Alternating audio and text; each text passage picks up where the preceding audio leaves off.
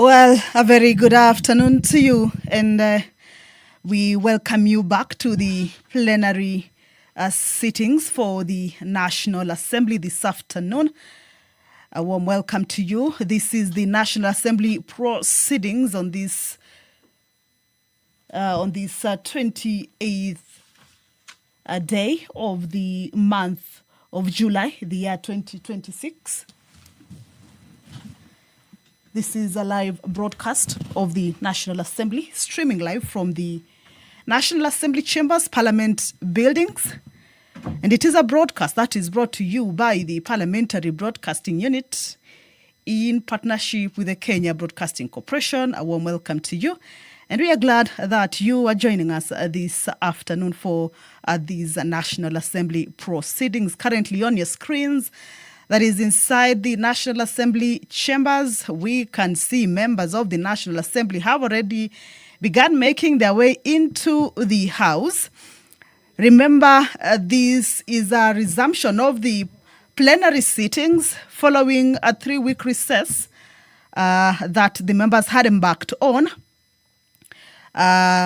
During which, once the ABAC, it is the kicking off of critical legislative stretch during this 13th of Parliament. And of course, we recall that during the 3-week recess, there were parliamentary by-elections for the All-Kalou representative, or the All-Kalou constituency representative.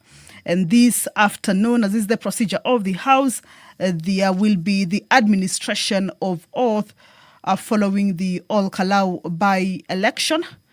And this is part of the business that the members this afternoon shall be transacting. The member for, or the new member for the All-Kalou constituency, that is Sammy Douglas Kamau Waweru Gotho.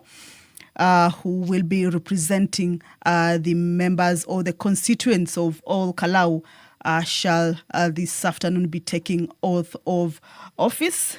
He is a member who was elected under the Democracy for the Citizens Party, that is the DCP. His winning of the seat, of course, follows the July 16th, 2026 parliamentary by-election. And the member, just a few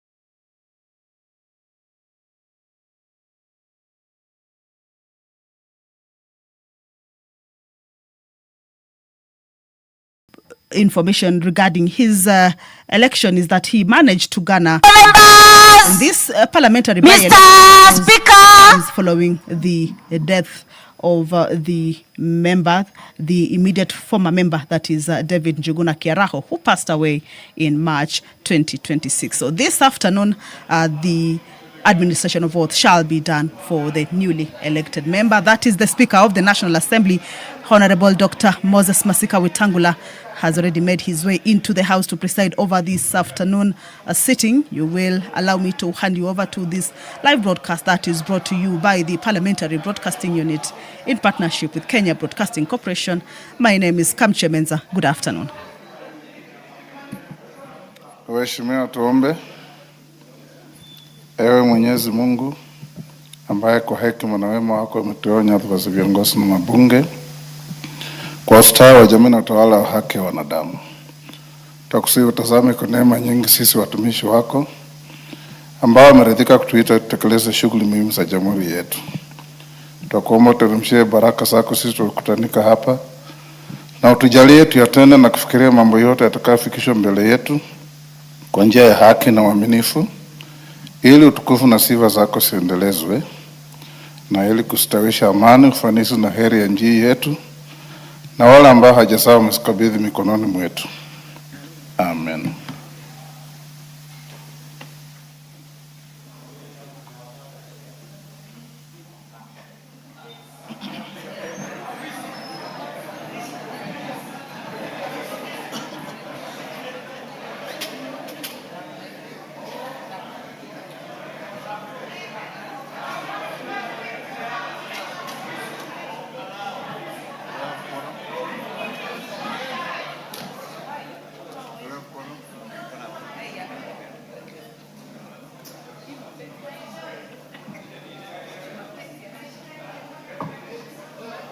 Sergeant.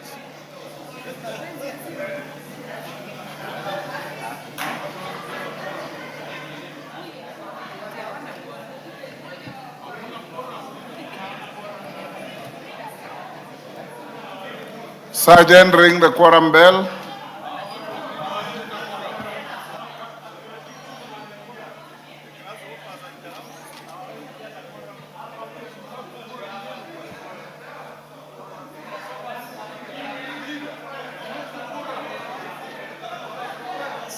Yes, Basak.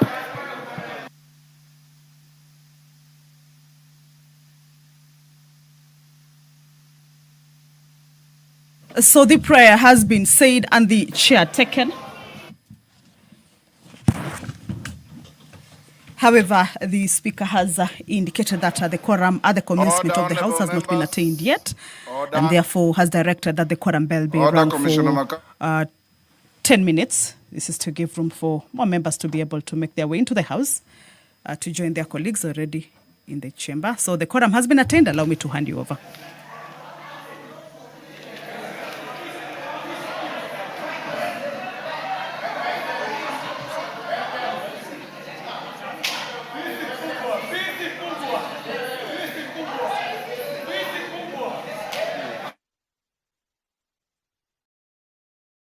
Honorable members, those senators sitting in the gallery, will you vacate the Vice President, Deputy President's seat? I allowed you in the Speaker's row and not to sit on the Deputy Speaker's seat. Deputy President's seat, sorry.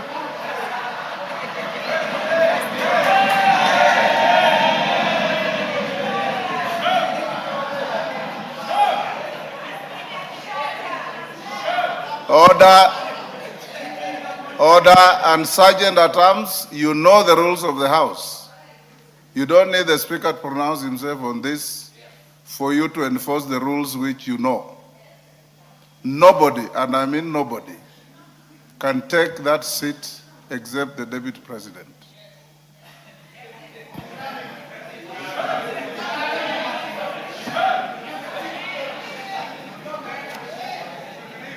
We are ready, yeah? We are ready. Okay, clerk, we have quorum. Can we proceed? Order number 1, administration of oath. Waweru Sammy Douglas Kamau or Kalou.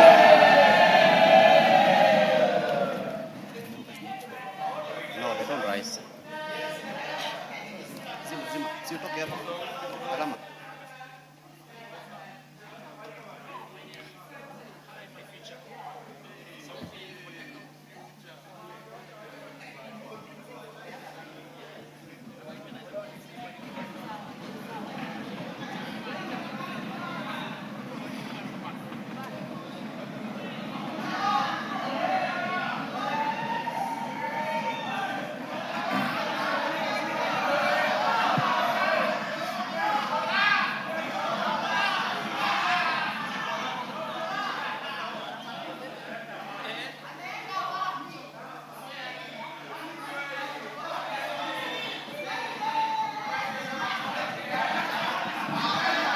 Order.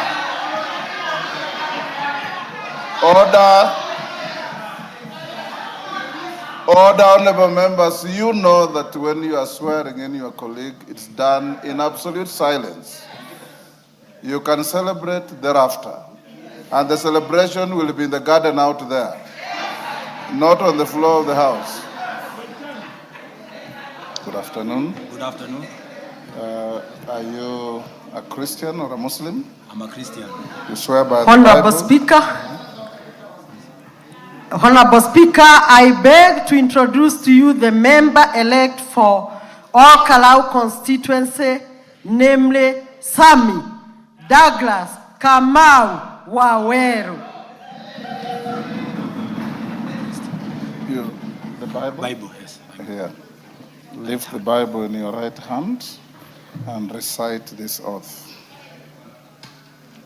Starting with your name. I, Sammy Douglas Kamau Waweru, having been elected a member of the National Assembly, do swear in the name of the Almighty God that I will bear true faith and allegiance to the people and the Republic of Kenya, that I will obey, respect, uphold, preserve, protect, and defend the Constitution of the Republic of Kenya, and that I will faithfully and conscientiously discharge the duties of a member of Parliament. So help me God.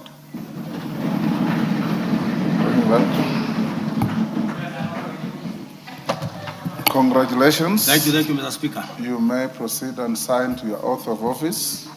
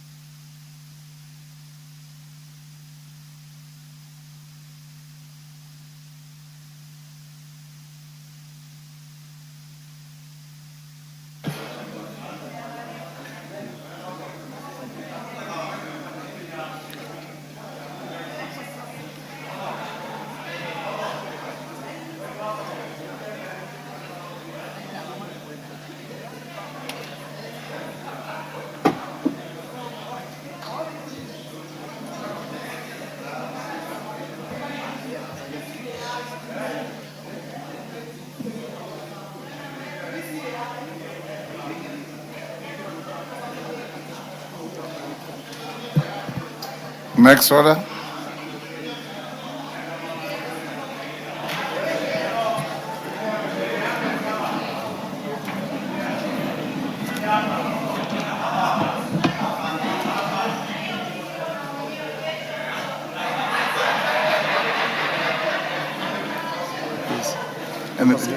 Next order. Order number 2, communication from the chair.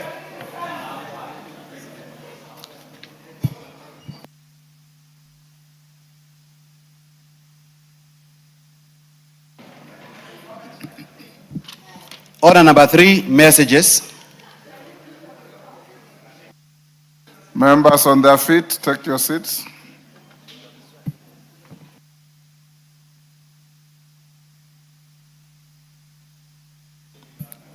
Order Sunguli, take your seat. Members on their feet, take your seats. Member for Tarakaniti, take the nearest seat. Honorable members, I have a message from His Excellency the President, a referral of the Public Procurement and Asset Disposal Amendment Bill 2024. Honorable members, I take this opportunity to welcome you back from the short recess. It is my earnest expectation that honorable members have recharged and stand ready for the odious legislative task awaiting the House during this part of the 5th session. Honorable members, pursuant to the provisions of Standing Order 42 on messages, I wish to convey to the House a message from His Excellency the President regarding the referral of the Public Procurement and Asset Disposal Amendment Bill, National Assembly Bill number 48 of 2024, back to Parliament for reconsideration. Honorable members, in the message, His Excellency the President informs the House that in exercise of the powers conferred upon him by Article 115(1)(b) of the Constitution, he has declined to assent to the Public Procurement and Asset Disposal Amendment Bill 2024 and has accordingly referred the bill back to the National Assembly for reconsideration, expressing specific reservations thereto. In the presidential memorandum, honorable members, the President has expressed reservations on clauses 2, 3, 6, 7, 8, 10, 12, 11, 12, 13, 14, 15, 16, 18, 19, 20, 21, 22, 23, 24, 25, 26, and 27 of the bill. Consequent to those reservations, the President has detailed the reasons in respect of his refusal to assent to the bill and made recommendations thereof on the specific clauses for consideration by the House. Chief among these concerns is the definition of foreign and local farms, which is impractical and inconsistent with the government's goal of attracting foreign direct investment, mobilizing private capital, and improving the business environment. Honorable members, you may recall that the said bill was passed by both the National Assembly and the Senate on 28th November 2024 and 12th May 2026, respectively. Thereafter, I presented it to His Excellency the President for assent in accordance with the provisions of Article 115 of the Constitution. In view of the President's referral for reconsideration, the House is now required to consider the President's reservations to the specific clauses. Honorable members, Standing Order 154.2 requires the House to consider the President's reservations within 21 days upon receipt of the memorandum. In this regard, the message from His Excellency the President, together with the Presidential Memorandum of Referral, are hereby referred to the Departmental Committee on Finance and National Planning for consideration. The committee is required to table its report soonest to enable the House to consider the President's reservations within the said timelines. Upon conclusion of the consideration of the President's reservations by this House, I will transmit the decision of the National Assembly to the Senate, seeking its concurrence on the said decision. All members, may I at this point remind the relevant committee, and indeed the House, that the Speaker's communication of 28th July 2015 concerning the consideration of the President's reservations to a bill and amendments thereto will apply as shall be necessary. For avoidance of doubt, this is in relation to the voting threshold required for passage of any amendments proposed by the committee or an individual member that have the effect of fully accommodating or that do not fully accommodate the President's reservations as contemplated under Articles 115 and 122 of the Constitution. Honorable members, I wish to further reiterate that as per established practice, only sections of the bill that have reservations ought to be considered. I now direct the clerk to circulate the memorandum from His Excellency the President to all members so that they familiarize themselves with its contents. The House is accordingly guided. Thank you.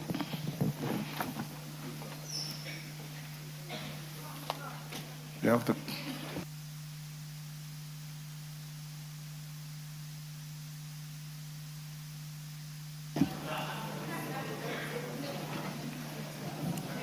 Order number 4, petitions. Order number 5, papers.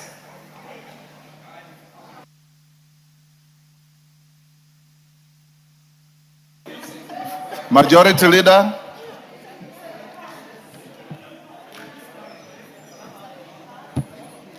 Thank you very much, Honorable Speaker. Honorable Speaker, I beg to lay the following papers on the table of the House today, Tuesday, 28th July, 2026. A, the following legal notices from the Office of the Prime Cabinet Secretary. A, legal notice number 111 of 2026 relating to the Gambling Control Licensing Regulations 2026. B, legal notice number 112 of 2026 relating to the Gambling Control Conduct of Gambling Operations Regulations 2026. C, legal notice number 113 of 2026 relating to the Gambling Control Foreign-Based Operators Regulations 2026. D, legal notice number 114 of 2026 relating to the Gambling Controlling Advertising Regulations 2026. E, legal notice number 115 of 2026 relating to the gambling control, the conduct of a national lottery regulations 2026. And E, legal notice number 115 of 2026 relating to the gambling control in gambling appeals regulations 2026. Honorable Speaker, B, legal notice number 127 of 2026 relating to the tourism enterprises regulations 2026, report on public participation undertaking during the development of regulations, regulatory impact statements and explanatory memoranda from the Ministry of Tourism and Wildlife. C, division. Honorable Speaker, this is a very important... Order, members. Order, Wanjiku Muya. Order, members. You can still exhibit your exuberance in low tones. Yeah. Wanjiku Muya, you are behaving like a head girl of a primary school. Please. Order. There's nothing out of order. Go on. Now, this is a very important. This is an important. Order, Owen. Legal notice. Wanjiku Muya, to begin with, you're out of order. Even when I call you to sit down, you remain standing. The order, I have always told you, in a House of Parliament, there is candor and banter of debate. Look up the dictionary what those two words mean. Honorable Speaker, C. In C, this is important for you. Listen now. C, decision of the National Assembly on the report what is out of order? on inquiry into the conduct. Hold on, Baya. Gogoye, what's out of order? Mr. Speaker, I raise understanding order number 1 as the chair of the Public Service Commission, which you heard, Mr. Speaker. They are members of the Parliamentary Service Commission. They are members of the Senate that are present. I would indulge you, Mr. Speaker, that you recognize them as their chair. You recognize them at the Speaker's row, led by the Honorable Methu. Order. Take your seat. You are totally out of order. You are totally out of order.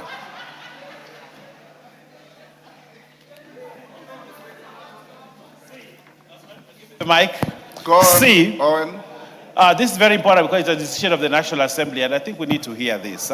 C, decision of the National Assembly on the report on inquiry into the conduct of the British Army Training Unit in Kenya, Batuk.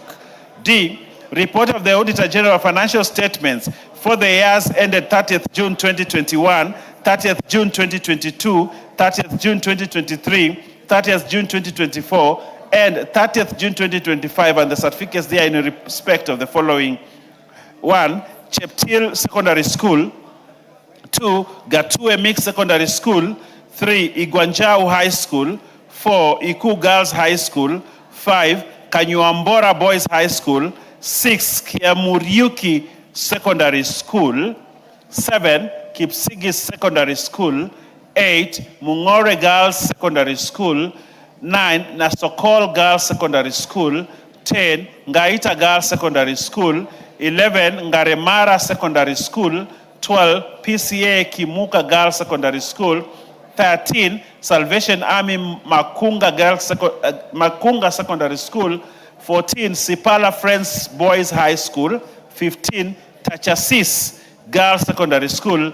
And 16, Talek Boys Secondary School. Honorable Speaker, I beg to lay. Chairperson, Departmental Committee on Defense, Intelligence, and Foreign Relations, Major Bashir.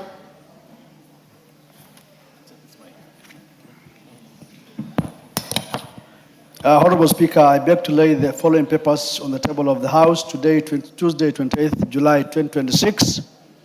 Reports of the Royal Committee on Defense, Intelligence and Foreign Relations on the following. 1, inspection visit to the Kenyan Embassy in Rabat, Morocco from 22nd to 25th March 2026. And inspection visit to the Kenyan Embassy in Cairo, Egypt from 26th to 30th March 2026. Thank you, Honorable Speaker.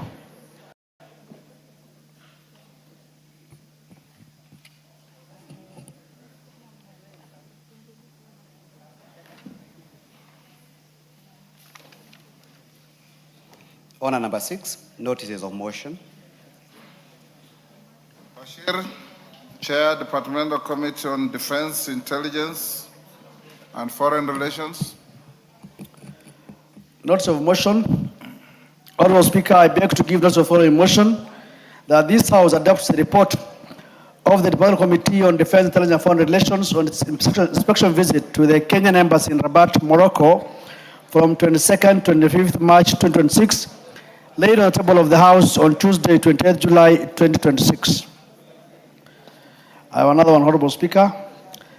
Another notice of motion. Honorable Speaker, I beg to give the following notice of motion that this House adopts the report of the Royal Committee on Defense, Intelligence, and Foreign Relations on its inspection visit to the Kenyan Embassy in Cairo, Egypt, held from 26th to 30th March 2026, laid on the table of the House on Tuesday, 28th July 2026. Thank you, Honorable Speaker.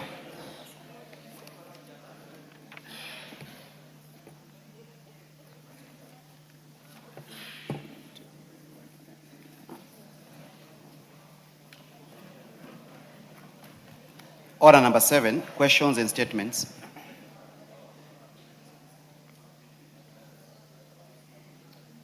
Before we go to statements, honorable members, in the Speaker's Gallery, allow me to welcome Malaa Secondary School from Booni Makueni, and Sam Pioneer School from Bomet, East Bomet. And the public gallery, we have Maryland Chuluni School from Kitui, East Kitui, Chemasingi Secondary School from Konoin, Bomet, Kiandangai Secondary School from Ndia, Kirinyaga. On my behalf and on behalf of the House, we welcome the students, their teachers, and those accompanying them to the House of Parliament. I also take the opportunity, I believe the non-students in the Speaker's Gallery are those accompanying the new elected member. I also welcome them to the House of Parliament. Next. I have no information about their presence. Go on.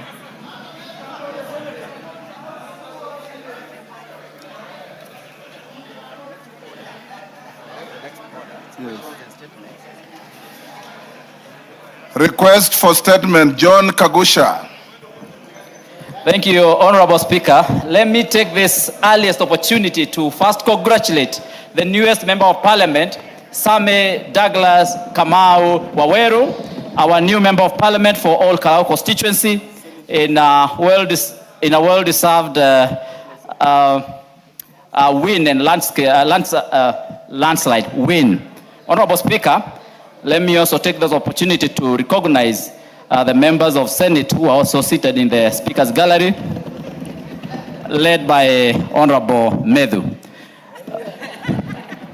Honorable Speaker, pursuant to the provisions of Standing Order 44.2c, I rise to request for a statement from the Chairperson of the Departmental Committee on Administration and Internal Security regarding the production, distribution, regulation, and consumption of that generation alcoholic beverages in Kenya.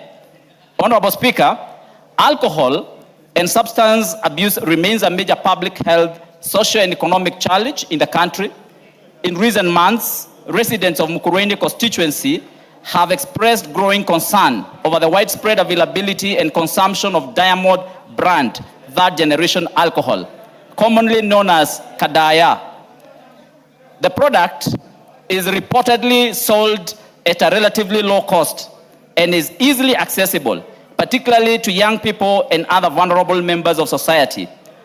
Residents have further raised concerns regarding the apparent effects associated with the consumption of the product, with reports that some consumers exhibit severe intoxication and impaired judgment after consuming relatively small quantities. These concerns, Mr. Speaker, have given rise to public anxiety over the authenticity, composition, quality, and safety of the product, including allegations that counterfeit or adulterated versions may be circulating in the market. Honorable Speaker, it is against this background that I request for a statement from the chairperson of the Departmental Committee on Administration and Internal Security on the following. Number one, the licensing and regulatory status of Diamond brand third generation alcohol, or Kadaya, and other similar alcoholic beverages, including the approvals issued for the manufacture, distribution, and sale by national authority for the campaign against alcohol and drug abuse, NACADA, Kenya Bureau of Standards, KEBS, and the Ministry of Health in collaboration with county governments and other relevant agencies. Number two, a report on the lab tests conducted by the government chemists and KEBS and other relevant agencies to determine the suitability of Kadaya for human consumption and compliance with prescribed safety and quality standards, and if not, reasons for its continued production and sale. Number three, the measures being implemented by the government to strengthen regulation, surveillance, and enforcement against the unlawful manufacture, distribution, and sale of illicit, counterfeit, and non-compliant alcoholic beverages, particularly in Mukurweini constituency and Kenya at large. Number four, the interventions and consumer protection measures being undertaken to address the prevalence of abuse of that generation alcoholic drinks such as Kadaya in Mukurweini constituency and other affected regions, including product recalls and seizures, prosecutions, awareness campaigns, and rehabilitation of victims. I thank you, Honorable Speaker. Yes, what's your point of order? KJ? Give him to. Honorable Speaker, I thank you. And I am standing, Mr. Speaker, I am standing in relation to our standing orders, and I needed for you to pronounce yourself in the House on a matter that is very clearly on our standing orders that has to do with the prohibition of party symbols and party insignia in Parliament, Mr. Speaker. Knowing full well that if there was only one member showing up in a certain color in the House, then we would have taken it to be the member's wardrobe. However, we are seeing a gang of 13 members of Parliament, Mr. Speaker, who are donning party insignia on the floor of the House, Mr. Speaker. And I would not want to take it away from them because, Mr. Speaker, the young gentleman who has joined the House won convincingly in his constituency, and we would like to welcome him to Bunge and let him know that there are standing orders that guide how the members ought to present themselves in the House. And 13 members of Parliament are a minority, are a sure minority in this House. That there is nothing they would come to tell people who are standing in their numbers, in their majority, Mr. Speaker. You ought to look at yourselves and see that there is only 13 of you up against hundreds of members of Parliament, and you're totally out of order. I thank you, Mr. Speaker. Order, Honorable KJ. Order, Kimilu. Order. I have yet. Hello. Order. Members, take your seats. Kawanjiku. Mheshimiwa. Order, honorable members. Order, honorable members. Order, KJ. Order, KJ. Don't let the excitement overrule you. Honorable members, it is true what you are saying, but I am not aware the colors that the few members are wearing. Order.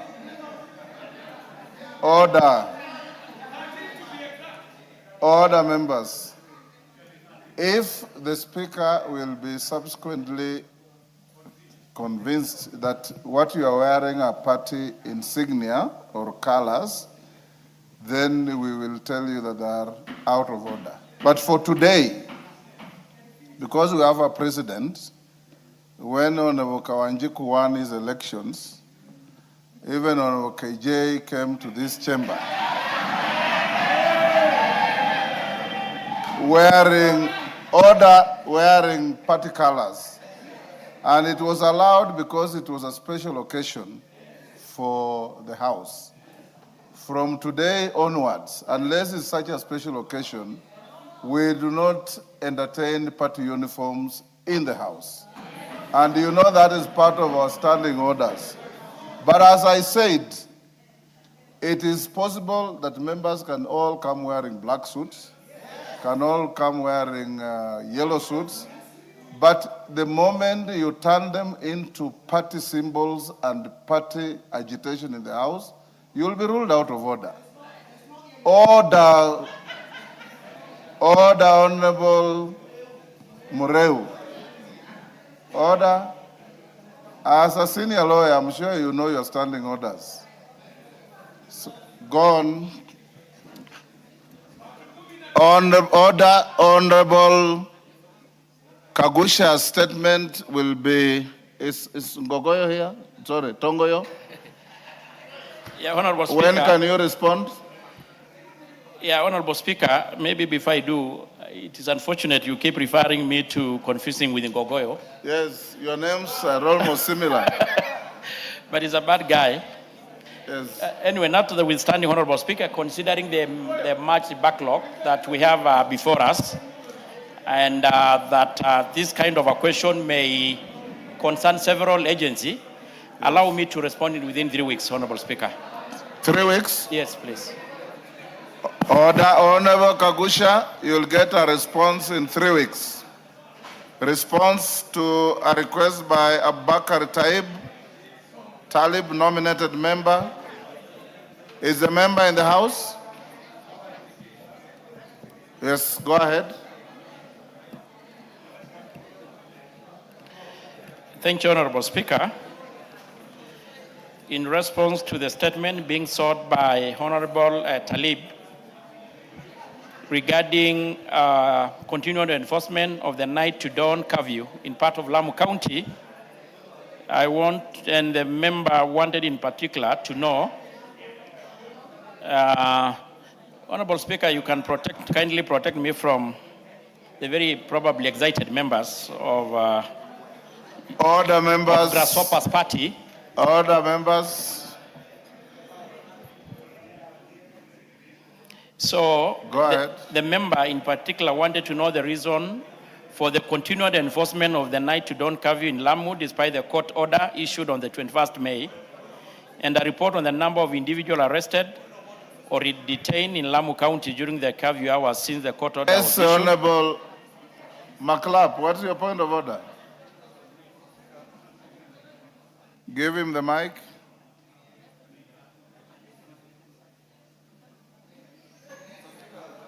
Give the mic to Honorable McLap. There you are, next to you. Thank you, Mr. What Speaker. is out of order? Mr. Speaker, protect her so that we can hear this very important information from the same members who condemn themselves from this side, and in some few minutes, they converge together, Mr. Speaker. Protect her so that we can hear this very important information, Mr. Speaker. Go on, go. Tongoyo, go on. Go on. So I will pick from where I left, Honorable Speaker. The member wanted to know the disciplinary and administrative measures being taken against the police officers alleged to have enforced the curfew contrary to the court orders, and the action being taken to ensure compliance with the court order. And I respond as follows.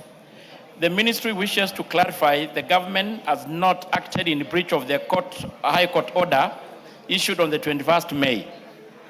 And I underline, Honorable Speaker, that which suspended the enforcement of the night to dawn curfew in Lamu and specified areas within the Boni Forest security corridor. The court order only suspended enforcement of the curfew It did not restrain the National Police Service or other security agencies from undertaking the lawful security operation, including the patrol, intelligence gathering, surveillance, vehicle inspection, identification checks, checkpoints, and other counter-terrorism innovation necessary for the maintenance of the public order and the national security.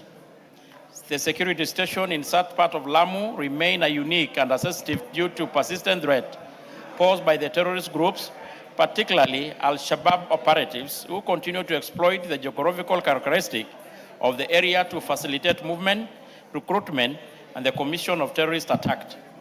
Consequently, security agencies have continued to implement intelligence-led and targeted security operations aimed at preventing terrorist activities, disrupting criminal networks, and safeguarding residents, visitors, and critical national infrastructure. These measures are undertaken pursuant to the constitutional and the statutory mandate of the National Police Service to maintain law and order, preserve public safety and security, prevent and deter criminal, and protect life and property. The ministry wishes to emphasize that these lawful security interventions do not constitute a curfew, nor do they amount to its reintroduction in any form. Members of the public remain free to move, subject only to reasonable security screening and verification procedures undertaken in the interest of the public safety. Accordingly, Mr. Speaker, the continued establishment of roadblocks and the security screening measures should not be construed as a violation of the court order, but a legitimate policing intervention aimed at countering terrorism and ensuring safety and the security of all persons within the affected areas. Honorable Speaker, regarding the individuals ever arrested or detained, I want to respond as follows. The ministry confirmed that no person has been arrested or detained in relation to the enforcement of the suspended curfew since the court order of the 21st May. On the last part, Honorable Speaker, the ministry confirmed that no police officer has been found to have violated the court order. Officers deployed within the affected areas continue to undertake lawful policing duties under the supervision of their respective commandants and within the scope of law. Accordingly, no disciplinary or administrative action has arisen in relation to the alleged enforcement of the suspended curfew. The ministry confirmed that the Police National Service is fully compliant with the court order and that no curfew is currently in force within Lamu County. I repeat, Honorable Speaker, currently there is no curfew currently in force within Lamu County. And to ensure continued compliance with the court directive, the NPS has undertaken the following measures. I think those are general. I think I've already mentioned those, Honorable Speaker. And the ministry remains fully committed to upholding the rule of law, respecting court decisions, ensuring that all security operations are conducted within constitutional and applicable laws, within protecting the lives, property, security of all residents of Lamu County. Signed by Honorable Kipchumba Murkomen, EGH, Secretary for Internal and National Administration. I submit, Mr. Speaker. Yes, Taib. Give him the mic. Yeah, thank you, Honorable Speaker. I find that response from the chairman very misleading, as they still the enforcement of curfew is still in place. So I don't know what answer is giving regarding to there is no curfew in Lamu. Thank you. Sorry, Taib, can you repeat what you said? Thank you, Honorable Speaker. What I'm saying is, I think Honorable Chairman is misleading this House. There is curfew in place in Lamu. They are all over roadblocks, all the way from Isoe all the way to Mpeketoni. So I really don't understand when he says there is no curfew enforcement and there are no roadblocks on the road to Lamu. Thank you. Yes.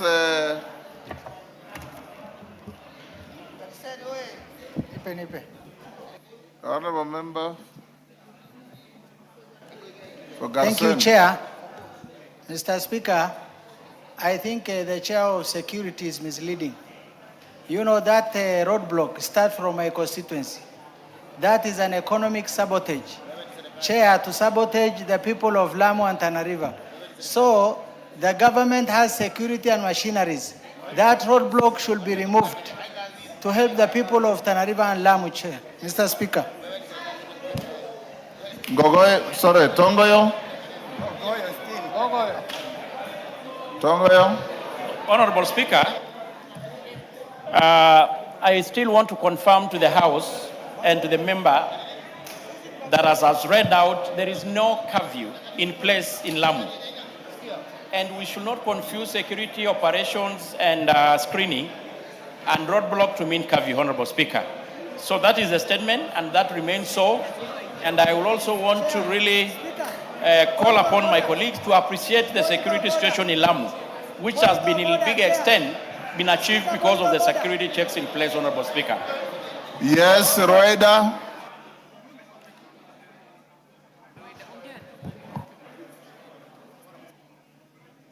Order, members. Can you disband these multiple kamkunjis I'm seeing in the House? Order. Mr. Speaker, tunazungumzia mambo muhimu na hawa watu wa 10 kwa moja wanatusumbua leo, na hii ni mambo muhimu. Wale maskini akipata matako liambata, waambie tuache tuendelee na kazi. Hiyo iliisha na sisi tulipata 10 wao wakapata 1. Tosha, finish. Sasa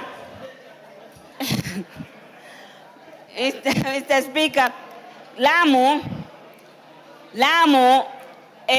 wanatuchukulia kama ambao sisi si muhimu, si binadamu. Bwana Speaker, kutoka yule mzungu alipochukuliwa kabla hata ni 2013, sisi Lamu tumekuwa hatuna raha. Tunafungiwa watu, chairman anasema hakuna curfew, lakini barabara ya Bargoni paka Kiunga haipitiki. Paka upitishwe na jeshi. Huwezi pita mwenyewe hivi hivi. Watu wa Kiunga kuja Mokoe wanatumia boat. Na usiku mimi napita hiyo barabara. Nikizungumza hapa mimi naipitia hiyo barabara. Kukiwa na shida hapa, pengine niko eneo bunge langu na natakikana asubuhi. Lamu imefungwa, hakuna airport, huwezi toka by air, huwezi toka by road. Huwezi toka kwa sababu hata ile airstrip pale airport haina hizi zile zinaitwa runway light. Hata kukiwa na emergency, mtu akipata, kama kuna incident ilitokea, Bwana Speaker, kuna msichana alianguka kule, alikwenda matembezi, ndege ya kumtoa haikupatikana, yule msichana alikufa. Njia ya barabara huwezi pita, wakisema hakuna curfew nini. Mimi mwenyewe kama mbunge paka nipigie simu kama kuna emergency nipewe escort nitoke. Kwa hivyo curfew iko na ni muhimu itolewe. Security is paramount, lakini mmetufungia kwa muda mrefu. Tunaomba jamani, mfungue. Wale security wanaweza fata magari au wanaweza toa time, wakasema time fulani paka time fulani watu wapite, au magari ya mzigo yapite, abiria labda. Lakini haiwezekani mkatufungia hivyo tu, kwani sisi binadamu. Asante. Point made. Yes, Chairman. Honorable Ngogoyo. Honorable Speaker, I think I've really exhausted what I had to say. Just hold on. Member for Garsen, what is the problem? Thank you, Mr. Speaker. I think this is the House of Information. The Chair for Security has no information on that road. Mr. Speaker, direct the Committee of Security, plus members affected, to visit the area. He has no information, total blackout.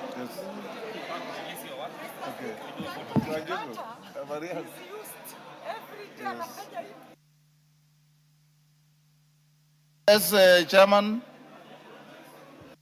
Speaker, I want again to confirm to this House that we don't have active curfew in Lamu. And I personally went with Captain Rueda, and I'm sure she can attest to this. We were in Lamu. There is no curfew, and let's not confuse roadblocks, screening with the curfew, Honorable Speaker. And I think the Honorable member who raised this question is already on record before having raised the issue of roadblocks. And we should not confuse roadblocks and curfews. Nevertheless, Honorable Speaker, let me finish, Honorable Speaker. Protect me. Hold on, Taib. He's Honorable responding Speaker. to your own statement, so don't disturb. Honorable Speaker. Yes. The honorable member was already on record having raised issues on roadblock. You know it was not responded because the minister was supposed to appear before the committee. And Honorable Speaker, I will suggest, I need your guidance.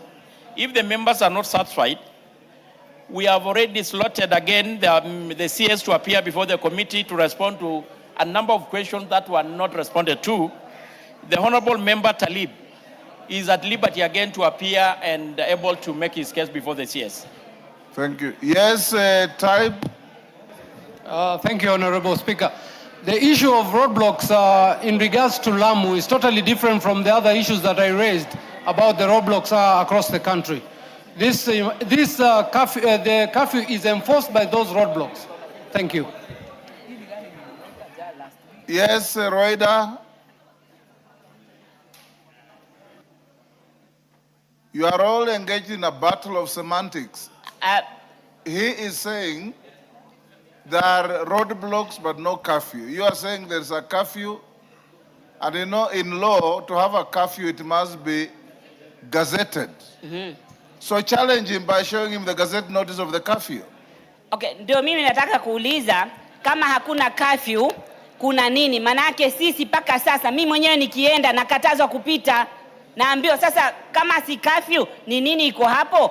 After saa 12 huwezi pita kutoka Mokoe kwenda Gamba hufiki, wanakukataza. Kuna special force wamekaa barabarani hapo, ukipita gari unaregeshwa, unaambiwa kuna curfew. Kama si curfew basi ni nini? Atueleze what is there?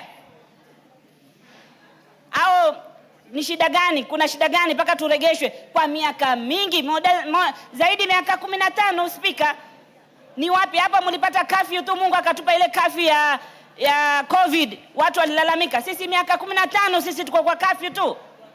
Yes, Chairman. This is a house of record and we need to be honest to ourselves. The Honorable Rueda, I personally visited Lamu with her and we managed to transfer almost the entire of Lamu. And Honorable Speaker, I think from the start we must appreciate the security situation in Lamu. And even by extension to this country, what is happening in Lamu are just mere security checks and screenings, which are good for this country, good for Lamu. And I think the Speaker had made it clear, any curfew has to be enforced by gazette notice, which is not in place. The court order suspended it, and it remains suspended as so. And that is the position, Honorable Speaker. That is the official position. Right, we can't be flogging the same thing over and over. Not getting the solution. Speaker, Chair anasema alienda na mimi. Alienda mchana, ulienda na mimi usiku. Sasa mchana hakuna hizo restriction. Sasa acha kudanganya hapa kutudanganya. Tulienda na yeye tukaenda paka Basuba, lakini mchana hakuna curfew. Order, Roida. You are using unparliamentary language. Mwenyekiti hadanganyi. Anatoa taarifa. Type.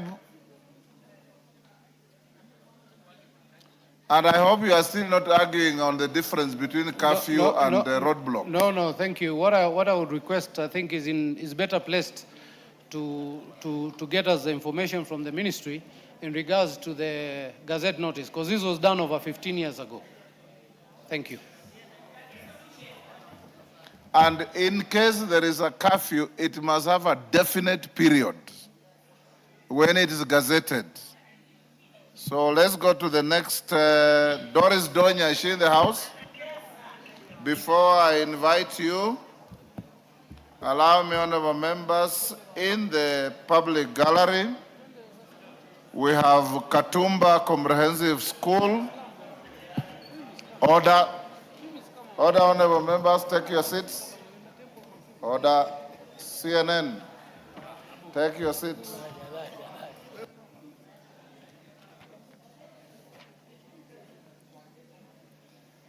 Allow me to recognize order in the public gallery. We have Katumba Comprehensive School. Order Omongina. You are out of order, Jerusha.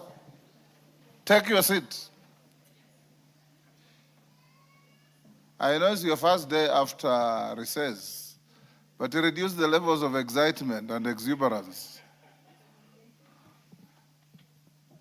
And I've made very beautiful gardens for you out here. Those of you who want to converse, just go to the gardens, sit, talk, and then come back to the house. I was acknowledging in the public gallery Katumba Comprehensive School, Mwingi Central, Kitui,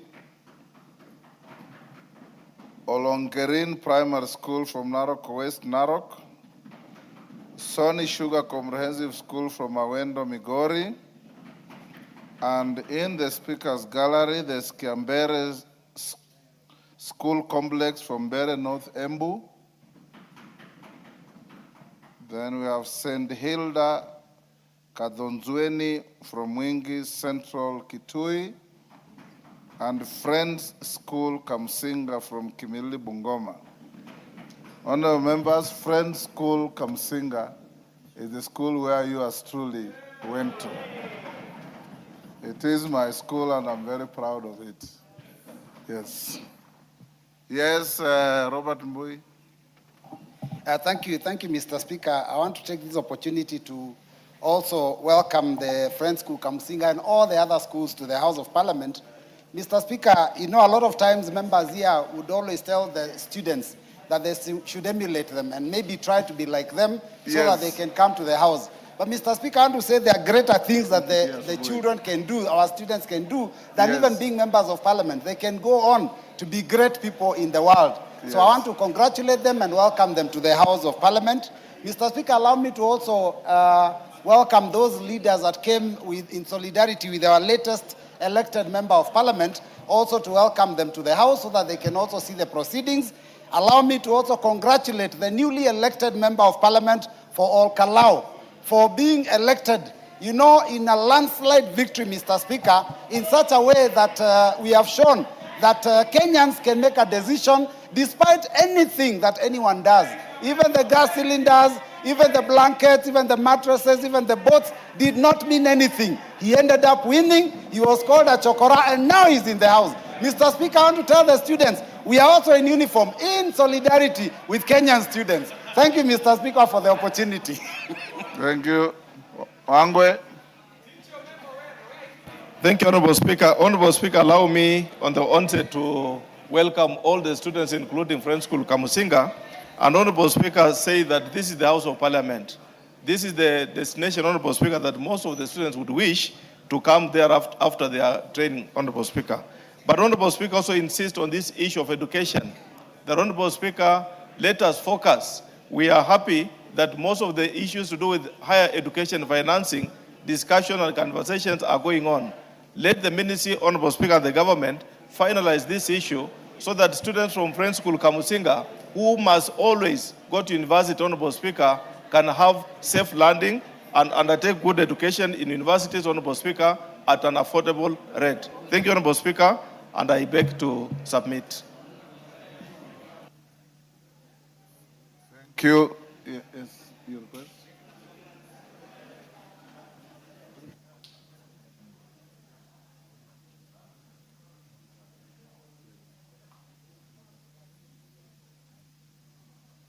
Honorable members, also in the Speaker's Gallery, allow me to introduce to you a delegation of 9 members of the Kenya Hemophilia Association, led by James Cargo. The delegation is in attendance to follow the proceedings on the report of the Departmental Committee on Health on its consideration of the petition on the management of hemophilia and other bleeding disorders at order number 14. Honorable members, on my behalf and that of the Assembly, I welcome them to the House. Honorable members, you may recall, order, Sirma and your group. Order.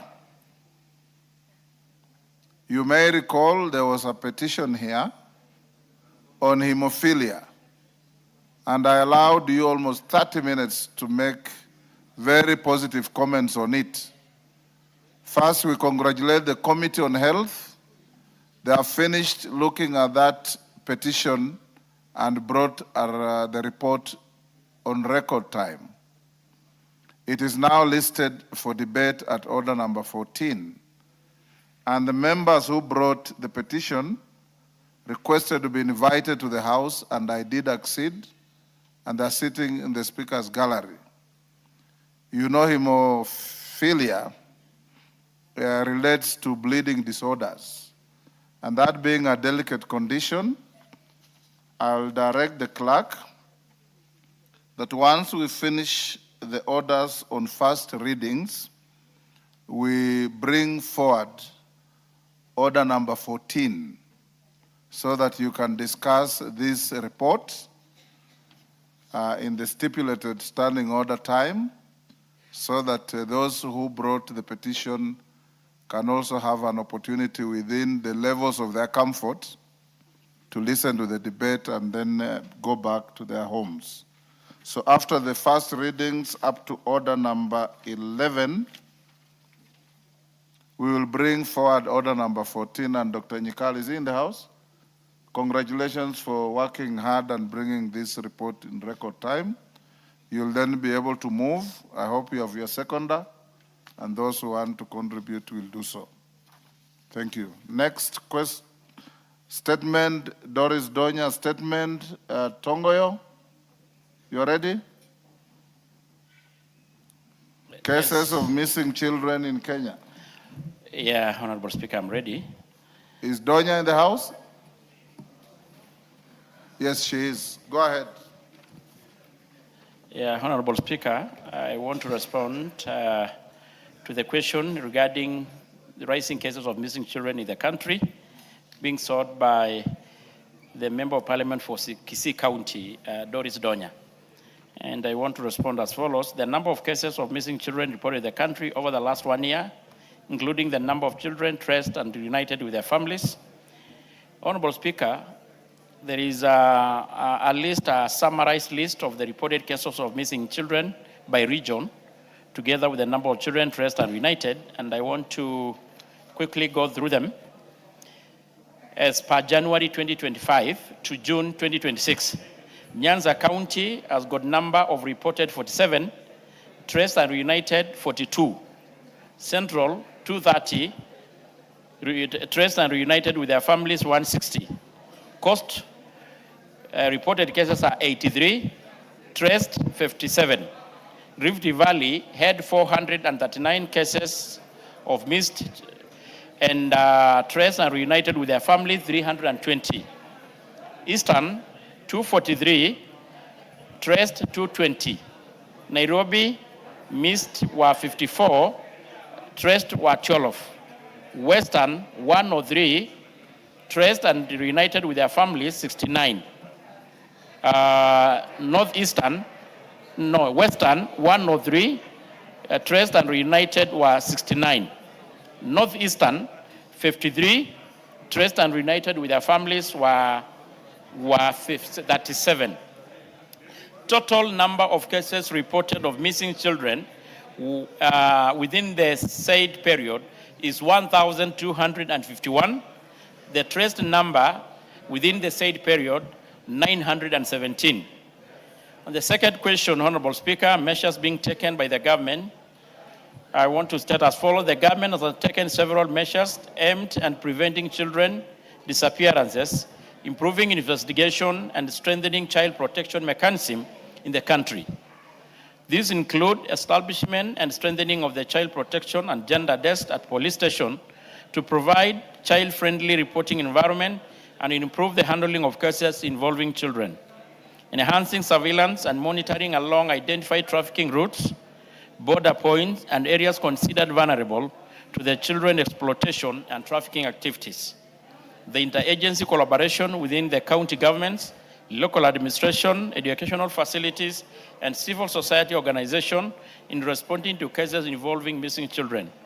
Continued use of community policing structures to support earlier reporting, sharing of information regarding missing children within local communities, public awareness and sensitization program to educate members of the public on children protection, reporting procedures, and preventing of children disappearances. Continued monitoring of emerging threats, including online exploitation, trafficking, trafficking networks, and other forms of child exploitation that may contribute to child disappearances. Honorable Speaker, regarding the confirmation of the existence and effectiveness of child protection rapid response mechanism, the National Police Service, the State Department for Social Protection, the National Council for Children Services, and other children protection stakeholders have established and operationalized various children protection and rapid responses mechanisms aimed at safeguarding children and responding promptly to cases involving missing, abused, neglected, or exploited children as follows. The Anti-Human Trafficking and Child Protection Unit works in coordination and regional station within Kenya to verify international movement of minors in collaboration is active with Interpol, NCB for children trafficking outside Kenya borders. Specialized children protection units and gender and children desk has been established in police stations across the country to handle cases involving children in child-friendly manner and coordinate rescue and protection interventions. The National Police Service works closely with the Department of Children's Services, county child protection committees, local administration, schools, healthcare facilities, and civil society organizations to facilitate prompt reporting, rescue, tracing, and reunification of the missing children. The members of the public can report cases of the missing person through a toll-free number, Fichua, kwa DCI. Upon receipt of the reports of the missing children, investigative teams are activated to undertake such operation, gather intelligence, disseminate information to relevant agencies, and coordinate rescue efforts whenever necessary. Of course, the arrest and prosecution of the offenders and the existing communication platforms to include media outlets, social media channel, police networks, interagency information sharing mechanisms, and they are utilized to disseminate information on the missing children to seek public assistance in the tracing. Lastly, Honorable Speaker, the policy and the interagency intervention being implemented, the National Police Service, in collaboration with other government agencies and stakeholders, has implemented various policy and interagency intervention aimed at enhancing protection and safety of children in the country. And this include among the service enforces laws and policy relating to child protection, including the Children Act of 2022, the Counter Trafficking in Person Act 2010, the Data Protection Act of the 2019, the National Child Protection Policy, and other child safeguarding frameworks. Investigating offenses committed against children and ensure that the perpetrators are apprehended and prosecuted in accordance with the law. And of course, the multi-agency collaboration that I've already mentioned, Honorable Speaker, and the Department of Children's Services, the National Council for Children's Services, the Judiciary, the Office of the Director of the ODPP, the County Public Protection Committee, international organization and development partners, including UNICEF and the civil society organization. This multi-sectoral approach facilitates coordinated prevention, rescue, investigation, prosecution, rehabilitation, and reintegration of child victims. And Honorable Speaker, establishment and strengthening of specialized unit dealing with the crimes against children to include the anti-human trafficking, child protection unit, cybercrime units mandated to investigate online child exploitation and abuse, and gender and children desk established at all polling stations, as earlier mentioned. And the staff has established mechanism for reporting, developing integrated database and information sharing mechanism to support child raising and recovery. I'd also mentioned about the Fichua and DCI.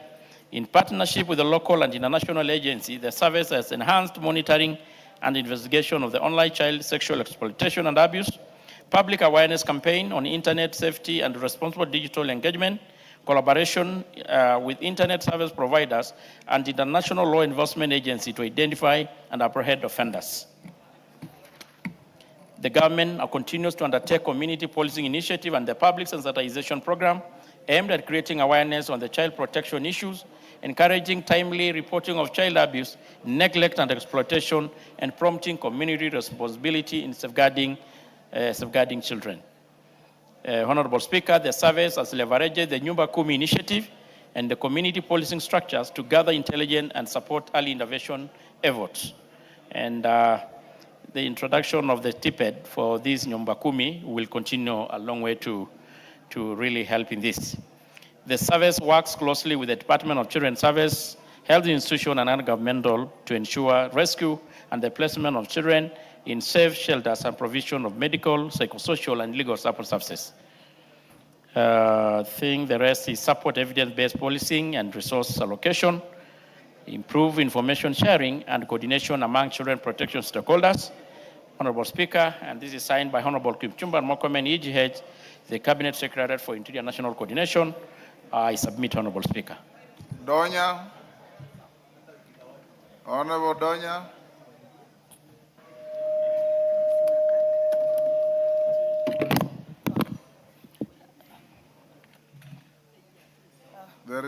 Thank you, Mr. Speaker. I had raised a concern on the missing children in Kenya.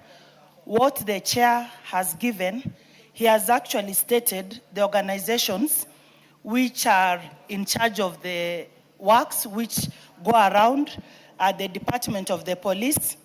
He has not elaborated on what the organizations are doing. He has just named like 100 organizations. In my statement, I didn't ask for the organizations or those who are in charge. So, Chair, I don't know what was wrong with you giving details on what the ministry is doing regarding the missing children. You have said then you will ask the Nyumba Kumi to do their work. We know the Nyumba Kumi are there. So you are just evading the responsibility as chair and the ministry in charge of this to take care of our children. Mr. Speaker, I didn't ask for the long list of the organizations. I just wanted to know the measures they are taking to ensure that our children have safety and their security is guaranteed. Thank you, Mr. Speaker. Yes, Chairman. Yeah, Honorable Let's Speaker. take one more, Chairman. Yeah. Mama Zamzam. Asante sana Mheshimiwa Spika, na mimi niweze kumuunga mkono dadangu Donya. Watoto wengi wanapotea Mheshimiwa Spika, na sio sawa wala si haki mwenyekiti kusema kuwa waweze kuwapatia wazee wa mitaa. Wazee wa mitaa hawawezi kuwa na ile machinery ambayo inafaa zaidi kujua watoto wanapotea namna gani, na hata wengi utapata wanavushwa boda Mheshimiwa Spika, wazee wa mitaa hawako kule. Kwa hiyo mimi ningeomba chair, haya masala ya usalama yamekuwa dondo sugu, na mimi ningeomba usukume sana, manake hata sisi Mombasa County pia nasukumwa sana kwa ukuta, na ndo hayo maswali ambayo tunauliza kila siku Mheshimiwa Spika. Kwa hiyo kama hana ufahamu zaidi, mimi ningeomba aende akatafute zaidi, ajulishwe ili atuletee jawabu mwafaka ndani ya bunge. Asante sana Mheshimiwa Spika.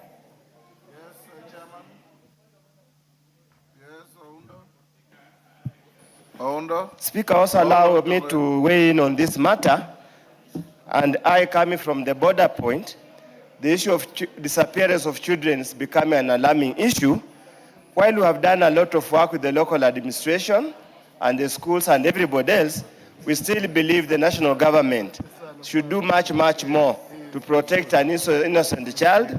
Many of the cases, Honorable Speaker, the children are lured on their way from school in the mornings or in the evening, or just over the weekends or over school holidays. So we just want to urge the government to go out of its way to enhance public civic education and continuously remind parents it's their sole responsibility to take care of their children. Thank you, Honorable Speaker. Yes, Tongoyo. Thank you, Honorable Speaker. I respectfully also with the views of the members, but Honorable Speaker, referring to the statement, I think it was very clear. The first question is no dispute.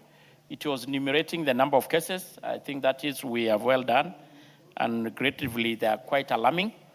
On the second, Honorable Speaker, it was about the measures being taken to investigate, to curb the abductions.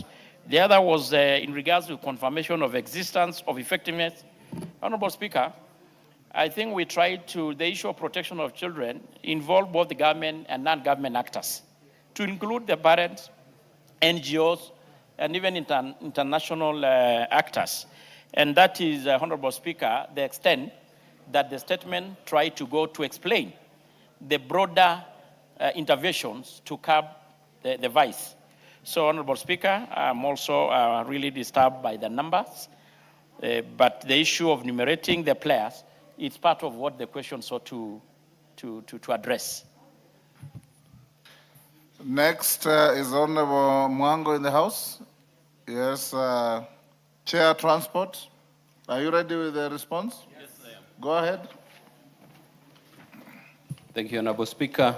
Honorable Speaker, on Thursday, 2nd July 2026, the member for Starehe constituency, the Honorable Amos Mwago, requested for a statement from the chairperson of the Departmental Committee on Transport and Infrastructure regarding the implementation of the instant fines system. The Honorable Mwago in the statement indicated concerns regarding the operationalization of the instant fine system, including the adequacy of road signage, public sensitization, system safeguards, and plans for nationwide coverage. Honorable Speaker, the Honorable Mwago therefore sought to, among other things, establish evidence that clear and visible speed limits and other traffic signages have been placed and motorists adequately sensitized on the operationalization of the system, and B, plans to ensure other road sections across the country are covered under the automated instant fine system, and C, system safeguards put in place to guarantee the accuracy and integrity of the instant fine system. Honorable Speaker, the committee received a written response from the Ministry of Roads and Transport, which I now wish to make.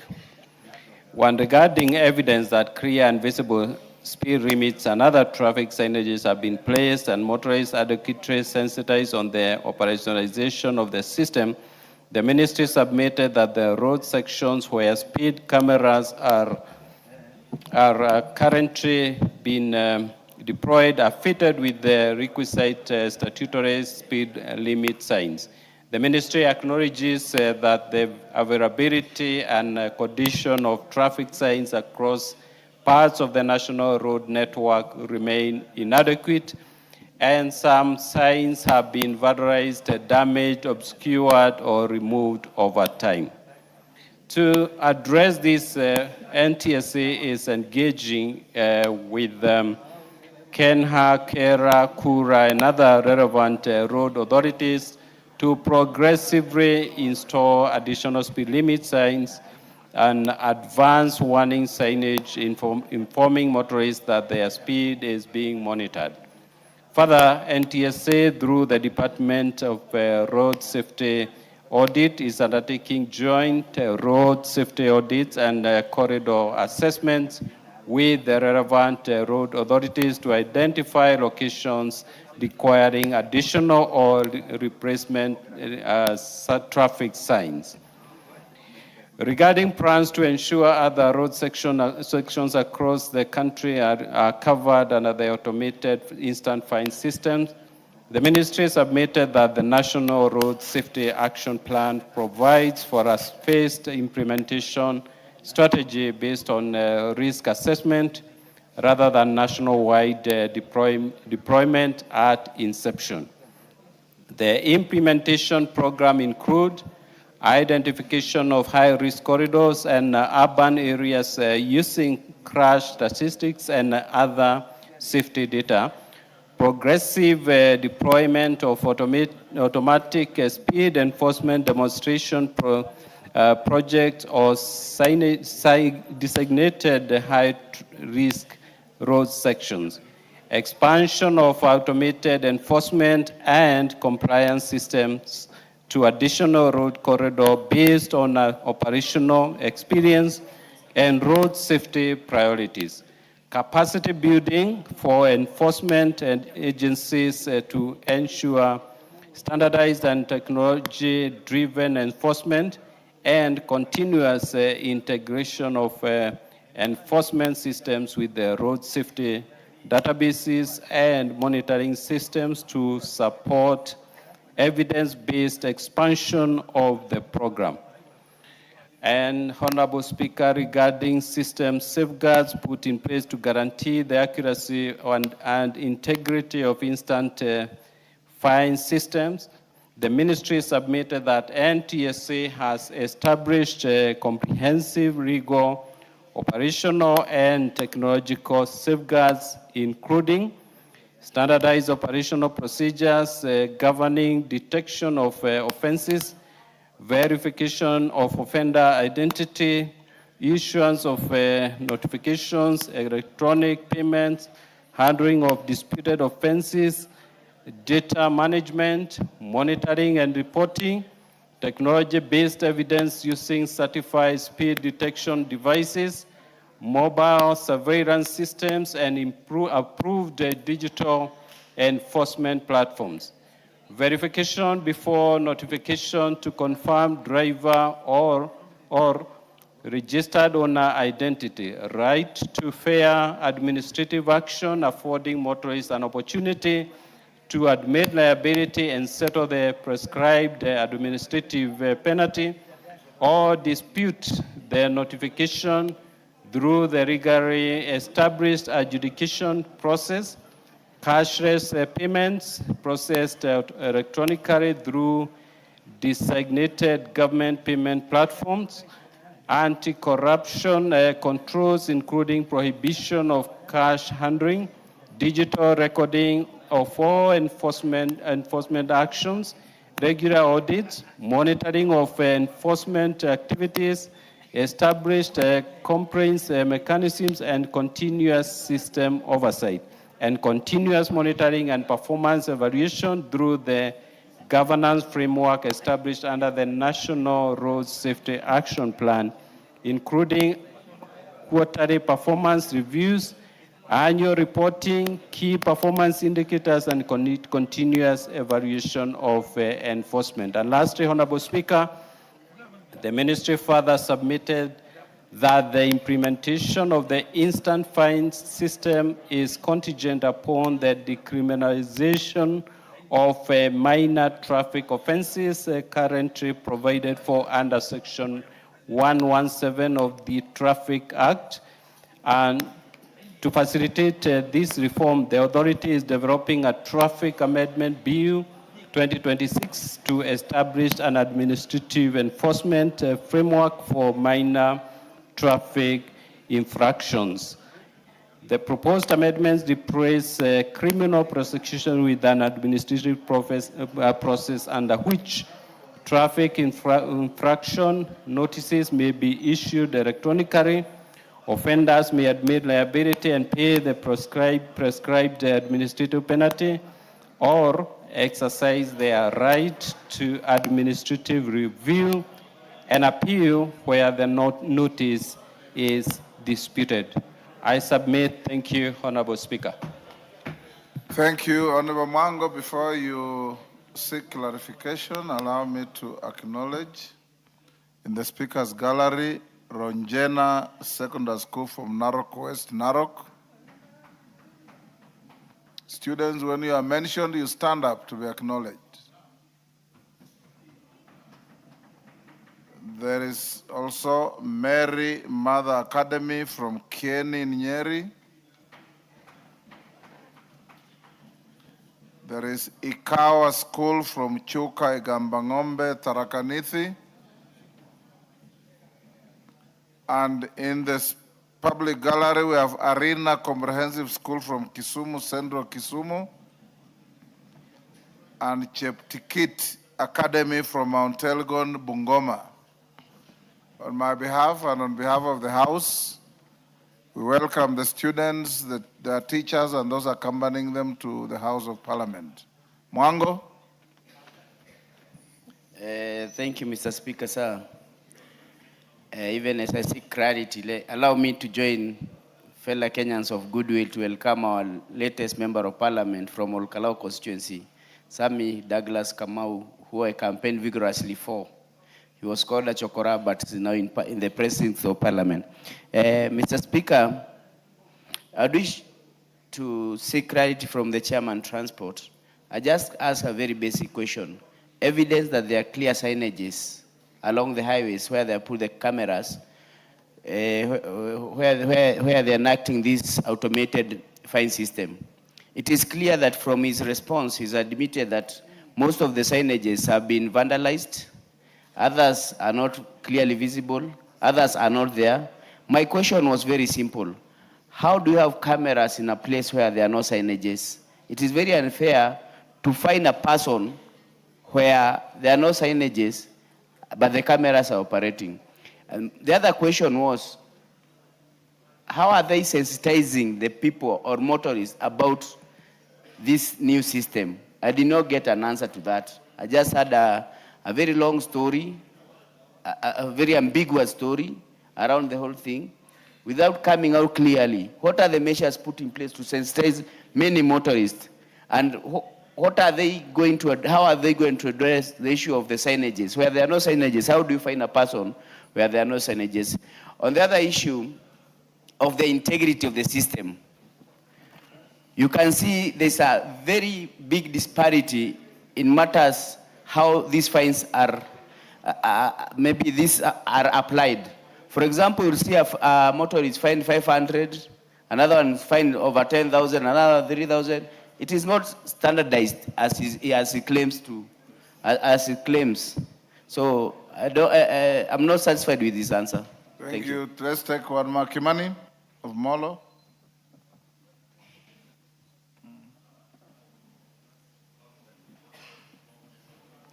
Thank you, Mr. Speaker. Mr. Speaker, I would like to remind you, Honorable Speaker, that you did guide that the Committee of Finance will be enjoined in this particular matter for this reason.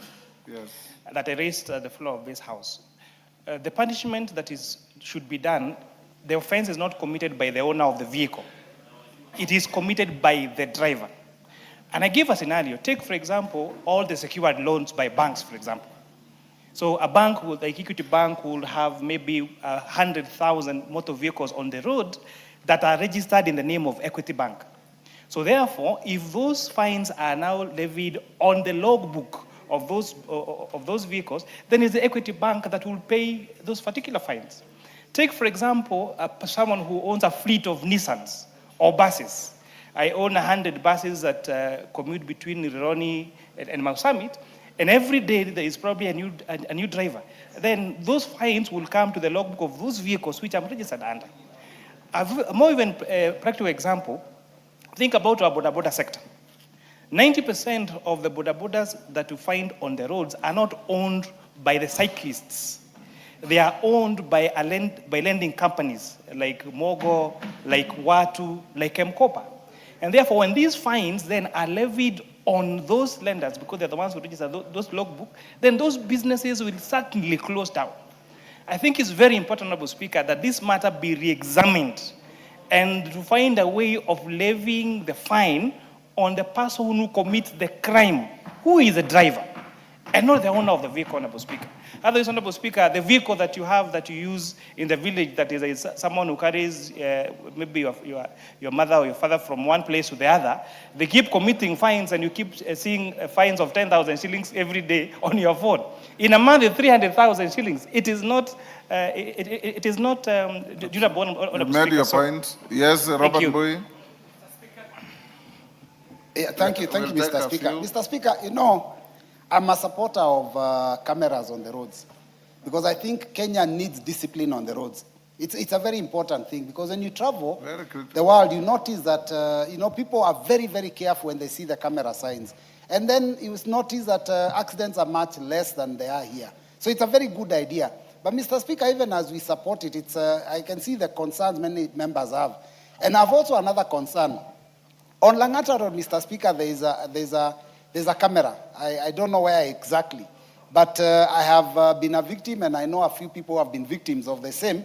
But sometimes you ask yourself, why would the camera be put in a place where there is no school next door, there is no place where people are walking on the road? It's basically a highway. Why would you put a camera there and put a speed limit in, Mr. Speaker, of 50 kilometers per hour?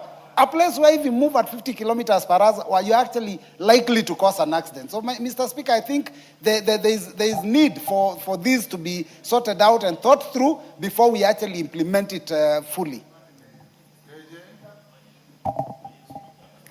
Mr. Speaker, I thank you, and I also must thank my neighbor, the Honorable Amos Mwago, for bringing this to Parliament. And maybe it would be informative for the chairperson of the Transport Committee to also do a search and spin and see the need is appreciated. The need for cameras and surveillance on our roads is more than appreciated.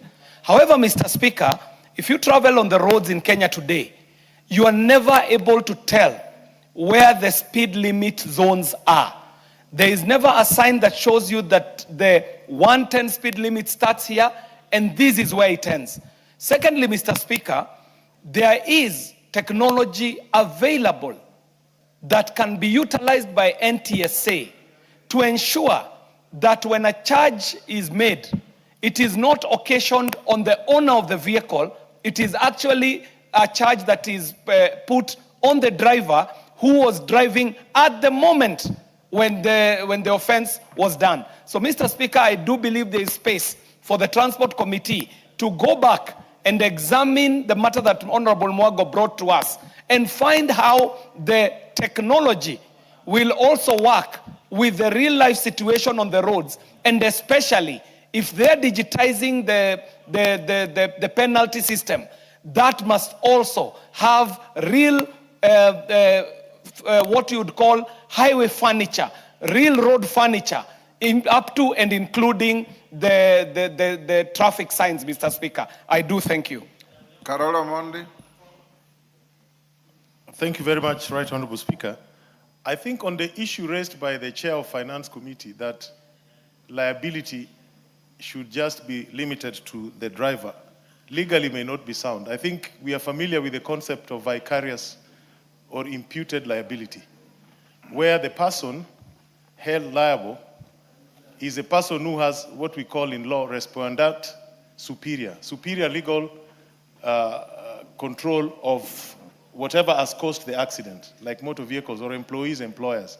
So it may not be very practical, and risks are normally allocated to those who can handle them best.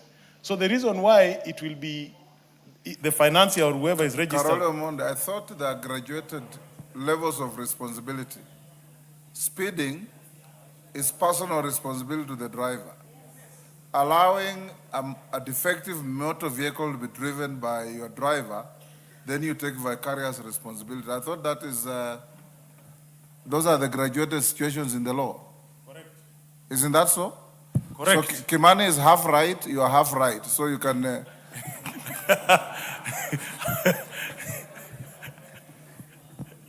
No, I don't. I just wanted to raise it so that we don't mislead the nation that there's no, that there's liability. There is a vicarious responsibility. Yeah, vicarious liability or imputed liability, as it is called. Thank you. Yes, Mkunji.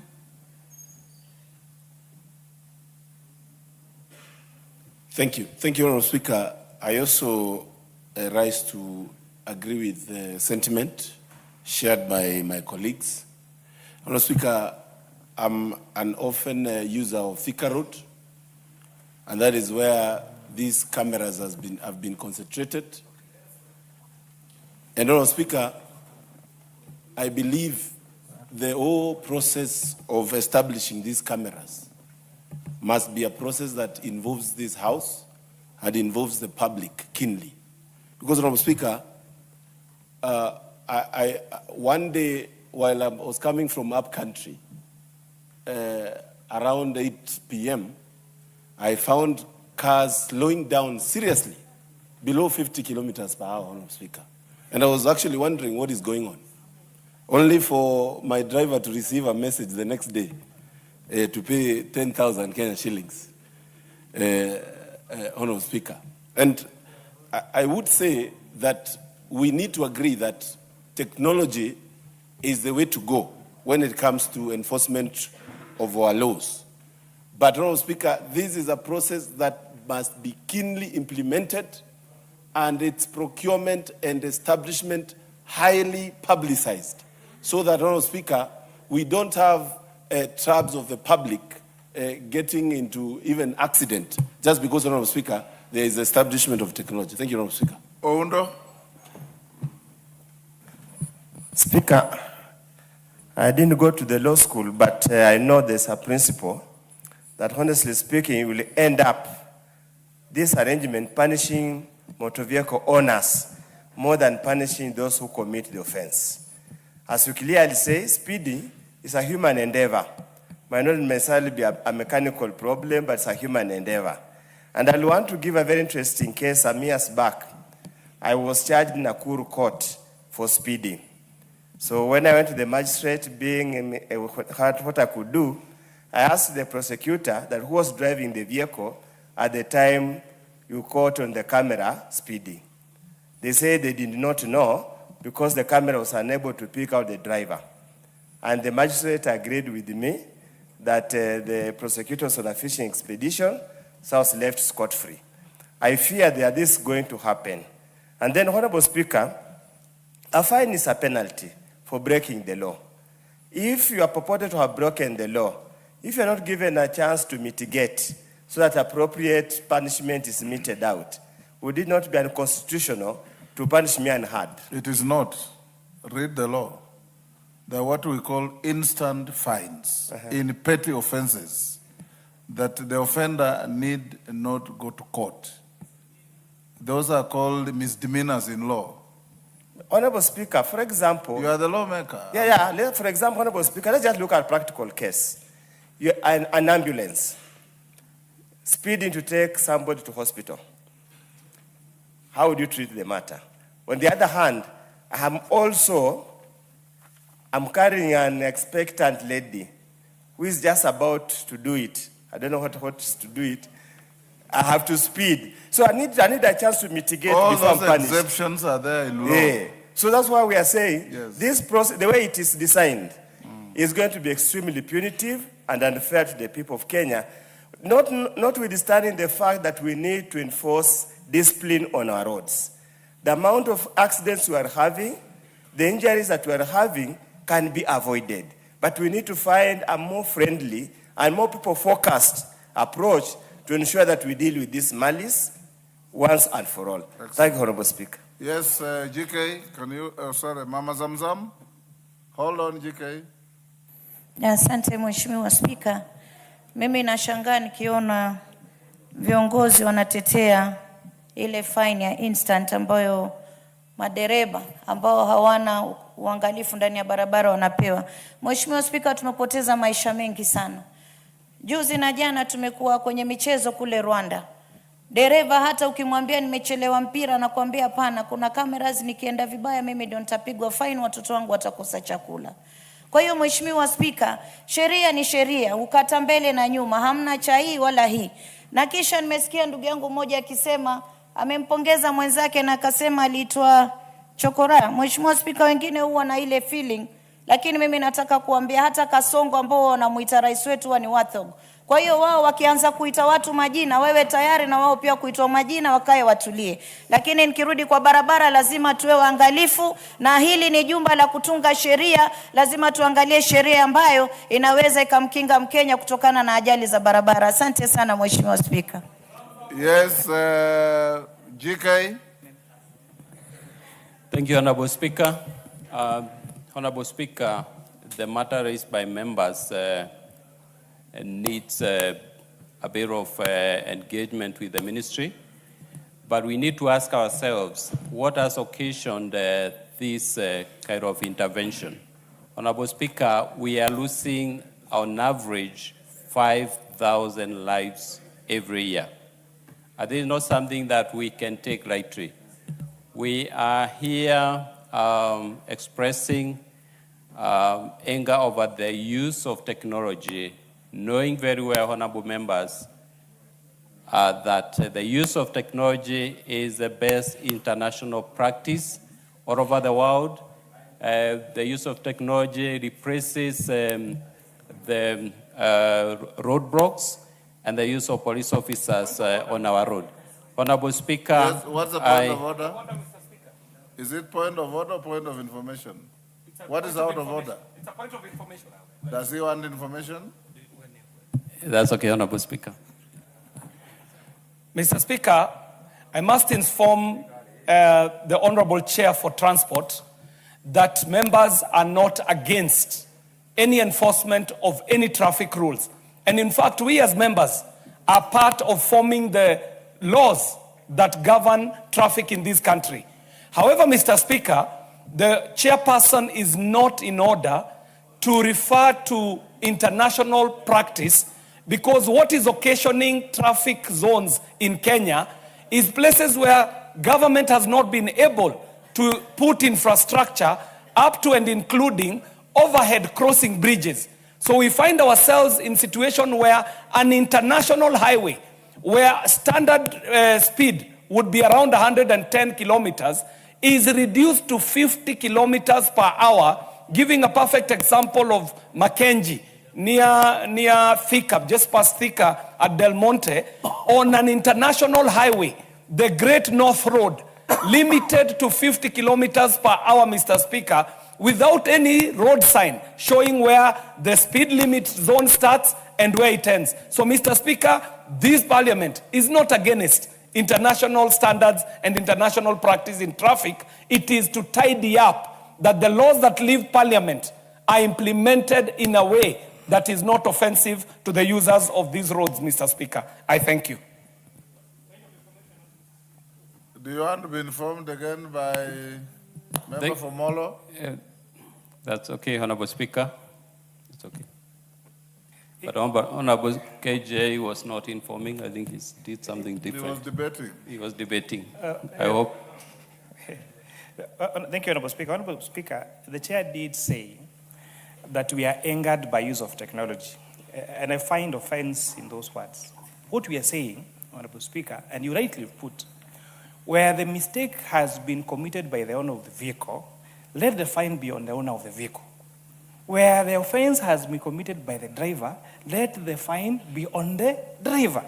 And I think the chair should take that very, very seriously, because that is going to be a very big decision to make, and especially as I outline the businesses that will affect, especially the banking and all those financial sector institutions, Honorable Speaker. Go on, GK. You've now been informed. Honorable Speaker, before I respond to Honorable Member for Moro, let me address the issue raised by Honorable Mokonji about this matter having been debated in this House. Honorable Speaker, this law permitting the ministry to use technology was passed here in Parliament.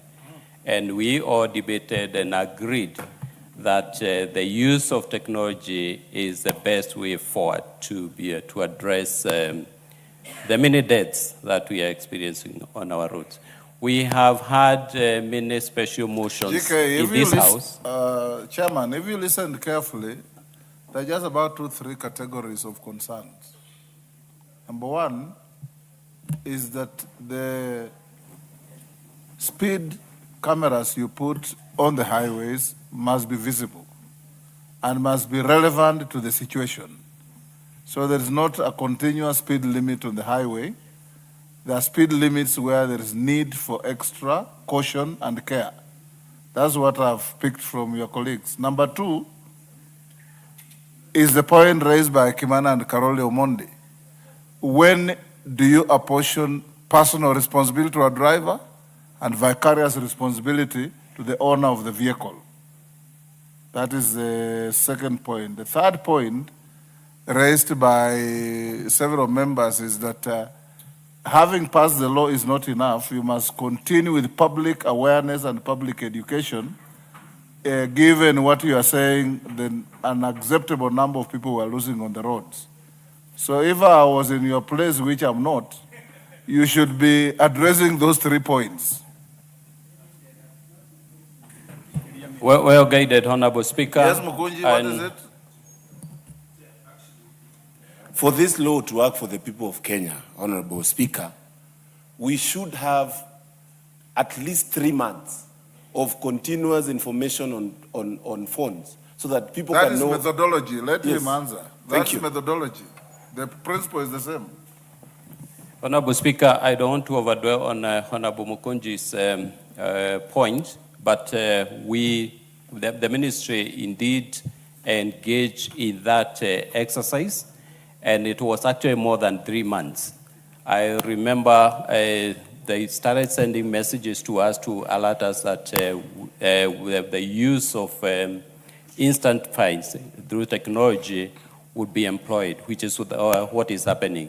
Honorable Speaker, when you think of a busy road like Thika Highway, where at some point where KJ has mentioned Mackenzie, 50 kilometers per hour is very punitive. It is not even possible to drive at that speed. It causes a traffic snarl-up, which is inconveniencing motorists. And that is something I have personally raised with the ministry and NTSA agency. Honorable Speaker, the gaps that are that have been identified by members are being addressed by the ministry, and I will follow up, Honorable Speaker, together with my committee to ensure that these concerns are well addressed. Honorable Member for Molo, I am sure the issue that you have raised needs to be interrogated, needs to be checked so that we see who is supposed to carry the blame. Is it the owner or is it the lender, or is it the borrower? Is it the driver or is it the owner? I personally have had issues with my drivers when they engage in, when they are fined, when I'm fined on offenses that are caused not by myself. And it's something that needs to be checked.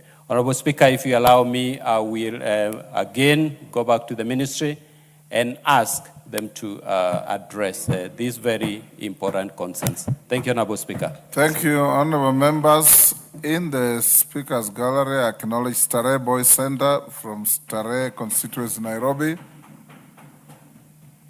Chemase School from Tinderet, Nandi.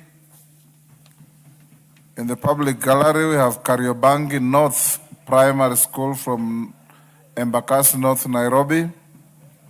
Kiriko Junior from Kinangop, Nyandarua. Kiplongon Primary School from Eldama Ravine, Baringo. And Pine View Academy from Eldama Ravine, Baringo.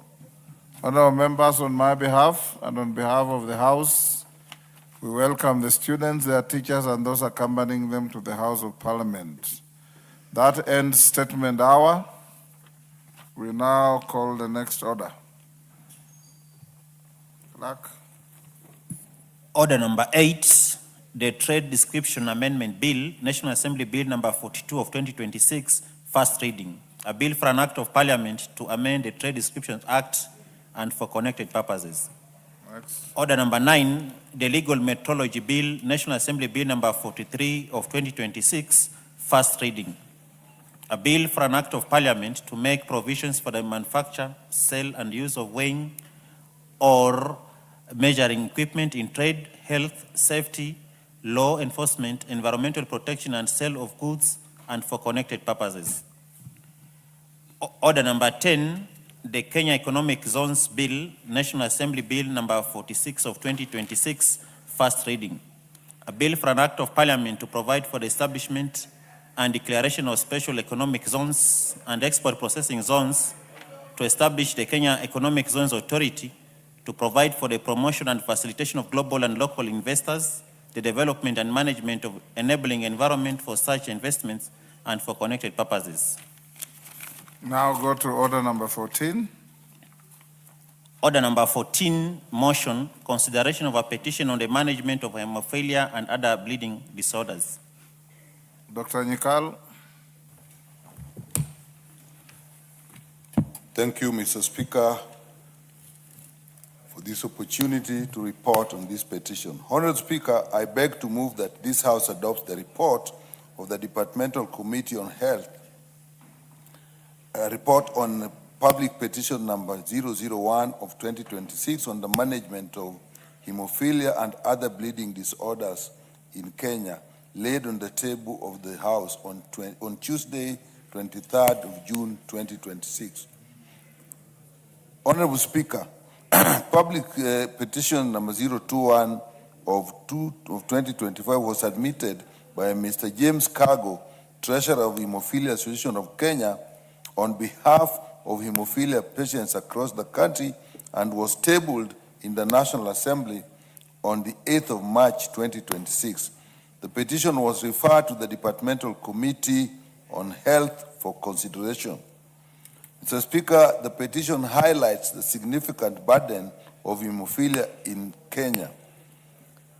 Mr. Speaker, Madam Speaker, hemophilia is a bleeding disorder that affects the clotting ability of blood in the body, such that patients who are affected bleed excessively, are unable, their blood is unable to clot, and they bleed in organs, often the knees, sometimes in the brain and internal organs, causing severe damage to joints and many times causing death. It often affects male children, male persons, because it is sex-linked. Madam Speaker, it affects an estimated 4,000 to 4,500 to 5,500 Kenyans, yet only about 1,300, about 23% have been formally diagnosed, meaning, Madam Speaker, that a lot of people suffer and some even die.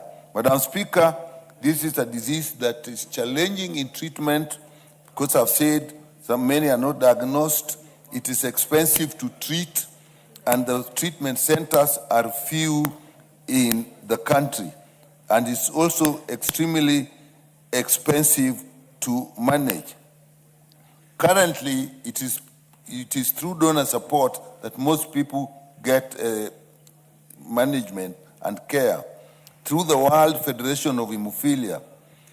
And the support they give is valued at about US dollars 20 million. That is almost 2.6 billion annually. Even this contribution still covers only about 30% of what is required to buy just the clotting factors, leave alone the other support that is needed. And worse still, Madam Speaker, the memorandum of understanding governing this support is actually expiring early next year. So without urgent domestic financing and sustainable supply, Kenya faces a preventable human crisis that will leave thousands of patients without this life-sustaining treatment. Madam Speaker, hemophilia treatment, expensive as it is not covered in our current Social Health Authority benefit packages. And Madam Speaker, this is a very expensive treatment. One dose of the drug that is used, which is a factor concentrate, actually costs 50,000 shillings. And in most patients in a year, about 1 million shillings. Not many Kenyans can afford this. And yet it's not covered as I've indicated. This level of expenditure is burdensome and catastrophic for most families with hemophilia patients. The National Health Insurer needs to make provision for hemophilia treatment so as to ease the burden of families of persons living with hemophilia. The petitioners therefore prayed, Madam Speaker, for the committee to effect the following. 1, recognition of clotting factor concentrates as essential medicine for both adult and pediatric hemophilia patients' treatment to ensure their consistent and sustainable availability in Kenya. 2, that the government strengthen infrastructure and capacity by establishing additional hemophilia treatment centers across the country to enhance diagnostic capacity, improve healthcare worker training, including specialized pediatric care, reviewing medical curricula in school to incorporate management of hemophilia and other bleeding disorders, and increasing funding for public awareness, particularly in relation to early childhood screening. Madam Speaker, as it is now, we have just about 15 centers in the country that can look after these patients, and some just give supportive treatment. Effective treatment is only in Kenyatta National Hospital and Moi Referral. So you can see how many people are suffering to get services when they have this problem. The petitioners are also asking us that there's need for formal recognition of hemophilia as a disabling condition to enable registration with the National Council of Persons with Disabilities, as well as inclusion of hemophilia treatment under the Social Health Insurance Fund. 4, any other measures that the National Assembly deems appropriate to address the plight of persons living with hemophilia. Madam Speaker, the committee considered this petition and met with the petitioners, the cabinet secretary, and 3 patients that are affected and other stakeholders. And after several very serious considerations, Madam Speaker, the committee made the following recommendations, and these are really the most important. That the Cabinet Secretary, Minister of Health, includes clotting factor concentrates, that is what we use for treating them, covering both adult and pediatric formulations as essential medicines in the Kenya Essential Medicines list, which will then make it part of our regular treatment armamentarium. That the Minister of Health, the Kenya Medical Supplies Authority, and county governments ensures sustainable procurement and consistent distribution and availability of the factors within the national supply chain, including through pooled procurement arrangements with local and regional and international agencies, because often these are not available locally. So working with international agencies is important. That the Cabinet Secretary, Minister of Health, and the Social Health Authority, and the Benefits Package and Tariff Advisory Panel to develop comprehensive hemophilia benefits package under the Primary Health Care Fund, the Social Health Insurance Fund, and the Emergency Chronic and Critical Illness Fund that will make provision for clotting factor infusions, specialist consultations, hospital admissions, physiotherapy, diagnosis, and screening, as well as psychological support.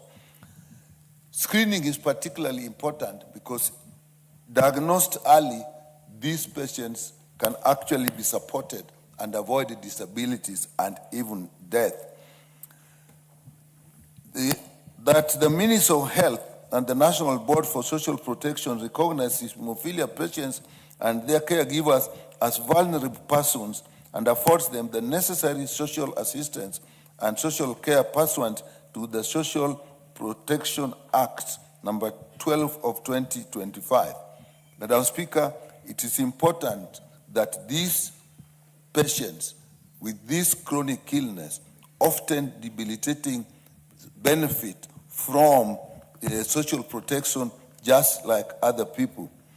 That the Minister of Health, in collaboration with the National Council for Persons with Disabilities, classifies hemophilia as a disabling condition to afford hemophilia patients access to benefits and protection available to all persons living with disabilities, including tax waivers for adults, even support with assistive devices.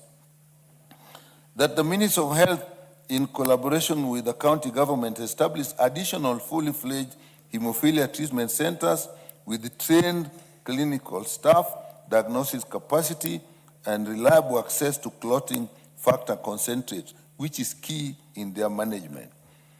That the Ministry of Health, Ministry of Education, Healthcare, professional statutory bodies, and Kenya Medical College incorporates hemophilia management in the clinical training and education curriculum. Madam, we actually noted that many health professionals come out and actually are not clear and cannot make early diagnosis, endangering the lives of people, particularly at first contact, when it is most useful to make a diagnosis. And also continued care in this specialized area. That the Ministry of Health and county governments regularly train community health promoters and community health officers and assistants on early identification and referral of bleeding disorders. Community health officers and community health promoters is a new cadre, and most of them actually do not have adequate training in this area. So this is important. That the Digital Health Agency introduces a national hemophilia registry under the Comprehensive Integrated Health Information System established and maintained under Section 15 of the Digital Health Act. It is important, Madam Speaker, that we have a proper registry, that we have proper records, because this is a chronic illness, expensive to manage, so we must have adequate data for even budget provisions. That the Ministry of Health undertakes national awareness on bleeding disorders, including hemophilia. It is important, Madam Speaker, that people know about this, and so the ministry needs to actually roll out training so that people are aware of what happens. Very, very few people know about this, and sometimes people even go into minor surgeries and actually suffer severely. That if they were aware, they would know that they cannot undertake such minor surgeries. Honorable Speaker, in the light of the recommendations by the Departmental Committee on Health on its report on public petitions number 001 of 2026 on the management of hemophilia and other bleeding disorders in Kenya, I beg to move and urge this House to adopt this report. And I really ask members to support this. As a committee ourselves, Madam Speaker, we noted that the National Transfusion Center that deals with blood is not properly financed. And we were a little bit surprised at the low level of financing of 300 million shillings per year. We decided in this budget to double it, but even that is far from adequate. The committee is committed that we'll actually lobby for more financing for this disease condition. Therefore, Honorable Speaker, I beg to move and ask Honorable Lenguris to second.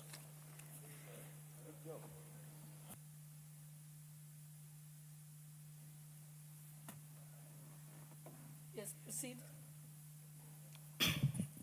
Thank you, Madam Speaker, for this chance to support this report on management of hemophilia and other bleeding disease disorders in Kenya.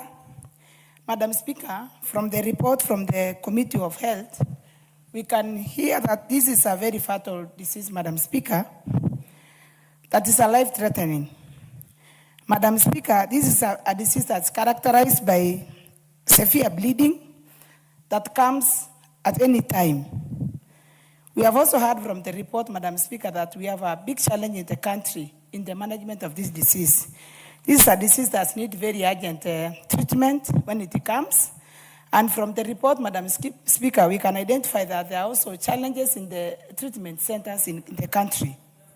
So, Madam Speaker, I want to support this report and request the ministry to put strategies in place to ensure that patients with this kind of disease also get treatment like any other patient in the country.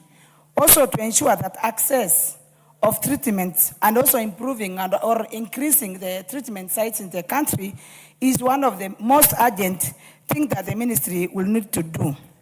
I want to appreciate the work that has been done by the committee because, Madam Speaker, we have identified that there is a big gap on access of treatment by these patients who are suffering from hemophilia. And this is a fatal disease which is also characterized by a lot of high mortality rate. Because if these patients are not managed well, it is a condition that can kill very fast or very easily.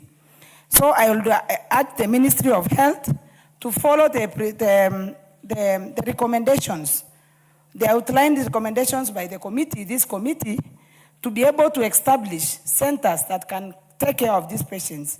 We have also gone into ensuring that, recommending to the SHA to ensure that this is one of the conditions that we support under the SHA coverage, so that they also benefit, because it is a very expensive disease, and if you don't support them, Madam Speaker, our patients will be suffering. So I want to support this report and urge the ministry to give a lot of attention to the recommendations that have been set aside by the committee to ensure that we serve these patients with a lot of care, with a lot of urgency, and ensure that even the centers are increased in the country so that patients can access, because at the current, there are only 2 treatment centers in the country. So patients, you can imagine all over the country, patients clogging up or crowding in the 2 facilities. So this is one of the things that we need to give attention and also support with the budgetary so that our patients can get support and also get any other support that they can get from other relevant government ministries. Thank you, Madam Speaker, and I support the report. Thank you.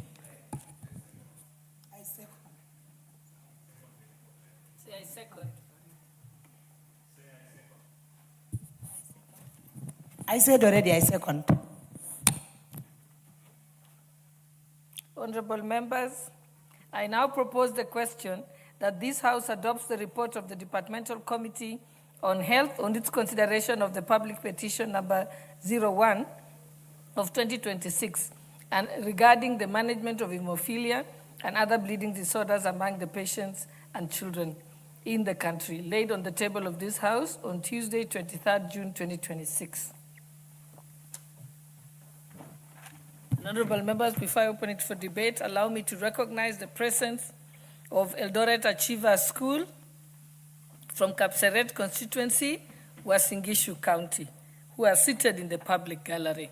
On my own behalf and that of the substantive speaker and the rest of the National Assembly, we wish to welcome Eldoret Achiever School to the proceedings of Parliament. Karibuni sana. Honorable Pukose. Thank you, Honorable Speaker. And I know that the Eldoret Achievers are now seeing their women rep as the deputy speaker in the House. I hope that they are very proud of you. Honorable Speaker, I stand to second this important report by the Committee on Health, which I'm a member.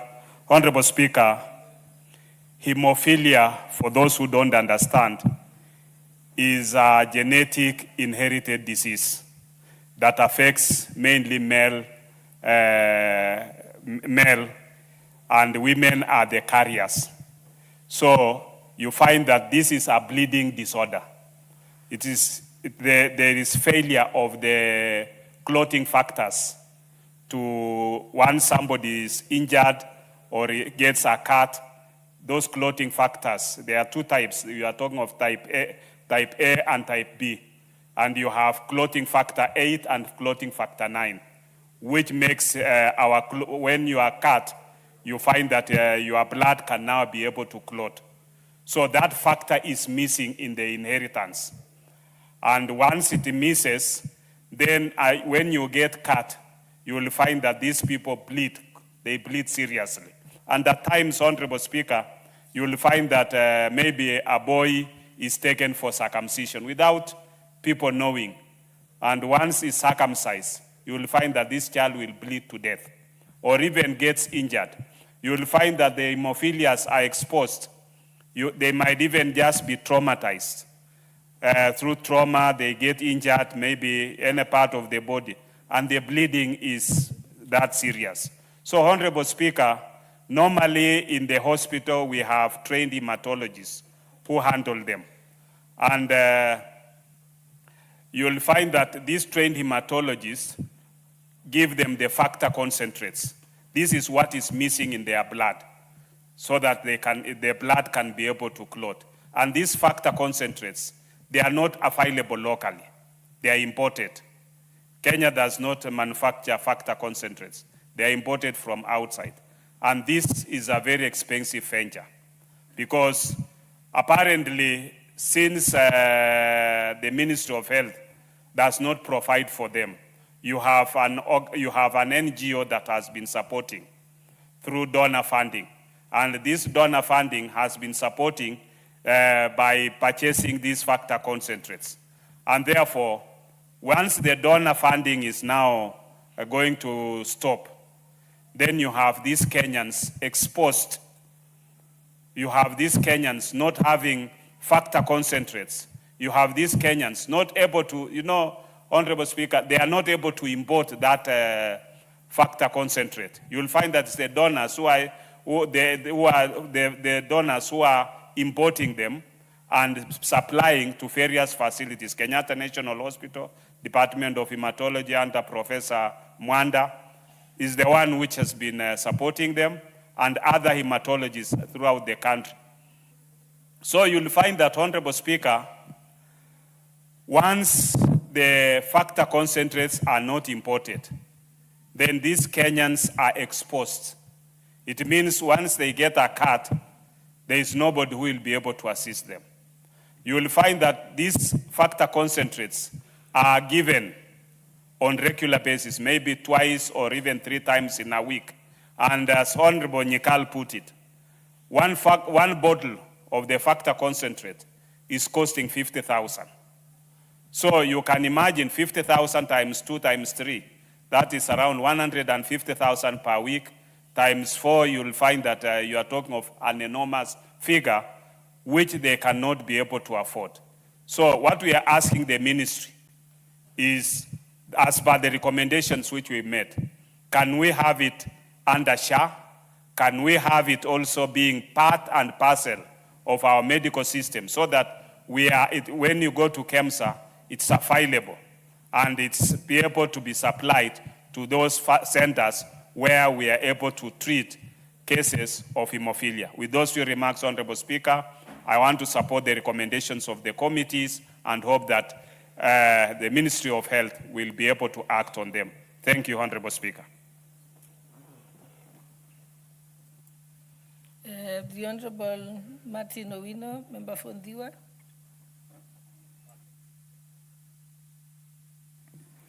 Thank you, Madam Speaker. As a member of the Health Committee, I also stand to support this report.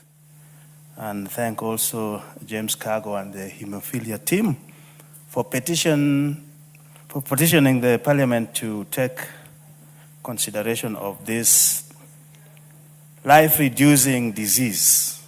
Madam Speaker, it's not a matter of cost. Anything that hurts Kenya should be addressed. And it's no good also to say that only donors can address. If donors can come and address issues of our own people, how about ourselves? When one bleeds, family bleeds, and all of us bleeds.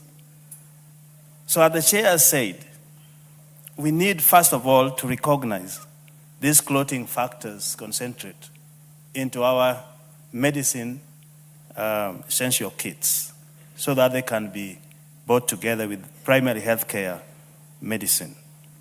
Madam Speaker, access is the issue here for those who are suffering from this ailment. Access in time of facility operations, and also access in terms of distance and access to the medicine themselves. As it was said, only 15 facilities are available. I think, Chair, we need to increase this to at least 47 facilities so that we have at least one facility in a county providing this treatment to the the people. As far as inclusion in share benefit, I think this time, and I thank the president for this, we put a lot of money in primary health care. We should address this. Because there is no prevention, this is hereditary. There is a lot of treatment required, as a member has said here, sometimes 2-3 times a week. And what that does is only through prophylactic care, replacing all those missing clotting concentrates so that a patient can feel much better. When it comes to joint bleeding, Madam Speaker, this thing is very, very painful. And we don't have capacities yet to diagnose and screen on time. And that would mean human resource for health to be looked into so that they can be posted in those proposed 47 facilities, one in each county. Lastly, which is very important, Madam Speaker, families do not know if it is not diagnosed on time and referred on time. That would mean retraining even our healthcare providers on how to diagnose and screen and refer them to time. It doesn't only affect the physical nature of human being. This thing has also psychological effects. That would also require, at least if we have one facility caring for these hemophiliac patients, then we should also recommend that we have psychological providers posted to these facilities so that the families can get appropriate counseling when they have these conditions to deal with. As a committee or as a house, I think it will be much of a do to want the ministry to do this. And in our committee, we are privileged to have the vice chair for budget, even if it means having a line item for this particular disease. There are only about 4,500 to 5,500 individuals. We could include funding for them so that when the donor support elapses, we can have our own funding and caring for our own people. Thank you, Madam Speaker. I think this is worth supporting, and I encourage all members, let's pass this quickly so that we can get it into action. Thank you, Madam Speaker. Honorable Oundo, I think I've seen. Honorable Oundo is not there.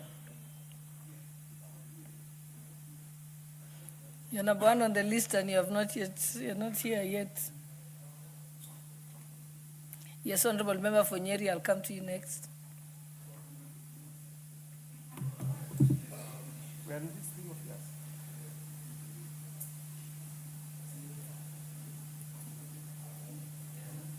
Okay, I think Honorable Oundo, I'll let you settle down first. Okay, the Honorable Member for Nyeri, Honorable Mathenge. Thank you, Madam Speaker. Madam Speaker, from the onset, I'm a member of the Health Committee, and we sat through this petition, and I stood in support of the report and the recommendations of the committee. Madam Speaker, this petition by the Hemophilia Society of Kenya goes to the core of our Constitution, in particular Article 27, equal protection and equal benefit of the law for hemophilia patients in this country. And when we superimpose that on Article 43, on the right to the highest attainable standard for health, and the report that the chair of the committee has read before the House in terms of the absence of facilities, absence of medical supplies, absence of personnel, then we realize that as a country, we have a segment of our population that we have really disadvantaged. Honorable Speaker, preventable breeding is a health crisis for a family, for a hemophilia patient. It is an education crisis for a family with hemophilic students. It is an employment crisis for a family with adults who cannot go to work on account of bleeding that is preventable. It is a disability crisis because a person suffering from hemophilia, once there is onset, they are unable to do a lot of things for themselves. And this simply translates into catastrophic out-of-pocket expenditure for these households. Madam Speaker, the appeal by the petitioners was very simple. Treat hemophilia before it demands for treatment. What does that mean? It therefore means that we should be able to provide the supplies that are needed to prevent the onset of hemophilia once it has been diagnosed. Madam Speaker, I want to thank the Federation of Hemophilia Humanitarian Program and other development partners who have really supported our patients in this country this far. However, donor programs cannot supplement, they cannot be the primary source of providing care. A national program should be in place, and the donor programs should complement the national initiative.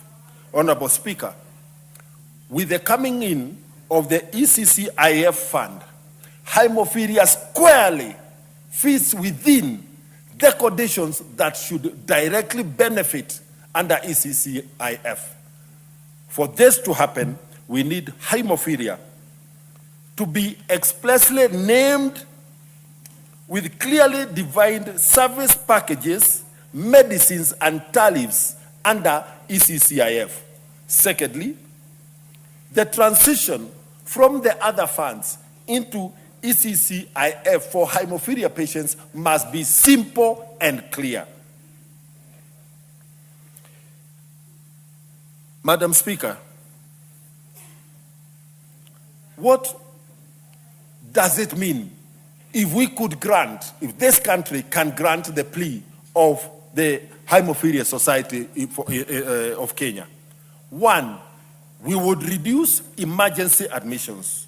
Two, we would allow children suffering from hemophilia to continue with their education uninterrupted. We would reduce chronic pain and long-term disability. We will protect families from catastrophic health expenditure.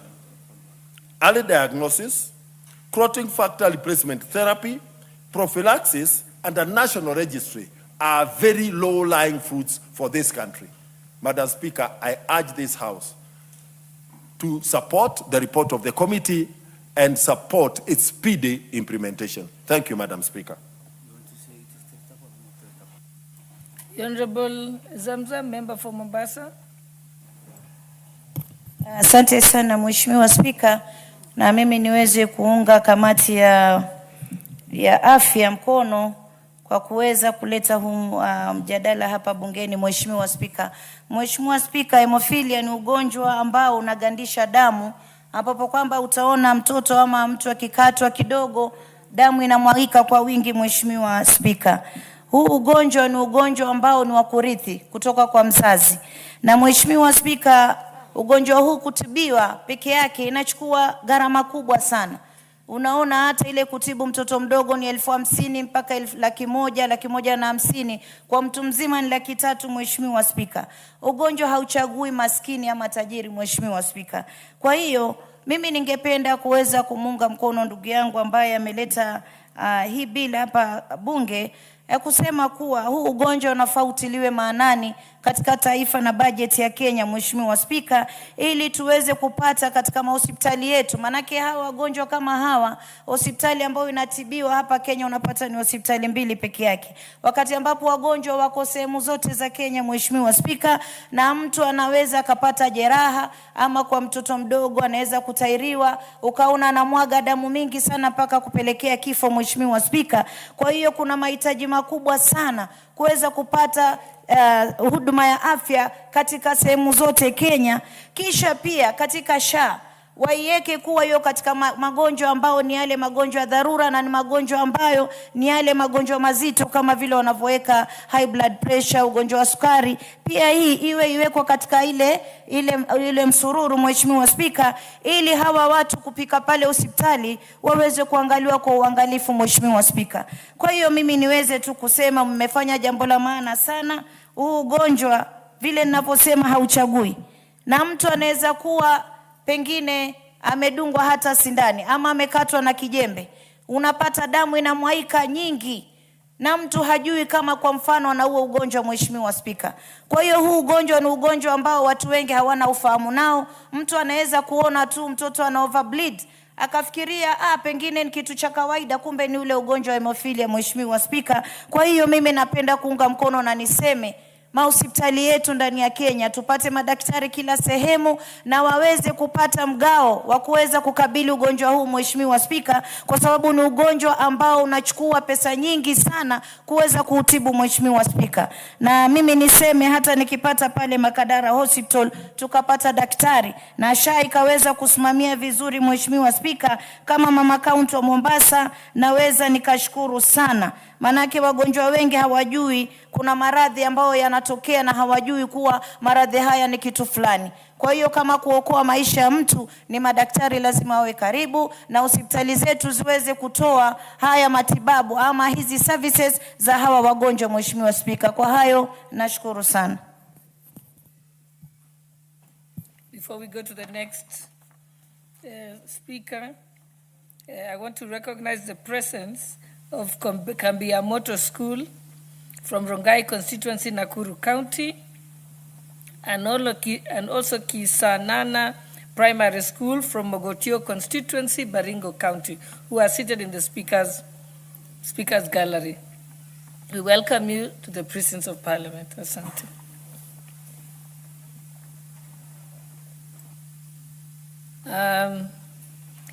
Member for Wajir North. Madam Speaker, I'm not a medical practitioner, neither a member of the Health Committee. But from my little scan and eavesdrops regarding hemophilia blooding disorder, I want to say that by contributing that this has been a problem in Kenya, and Kenya cannot afford the right treatment except preventive care.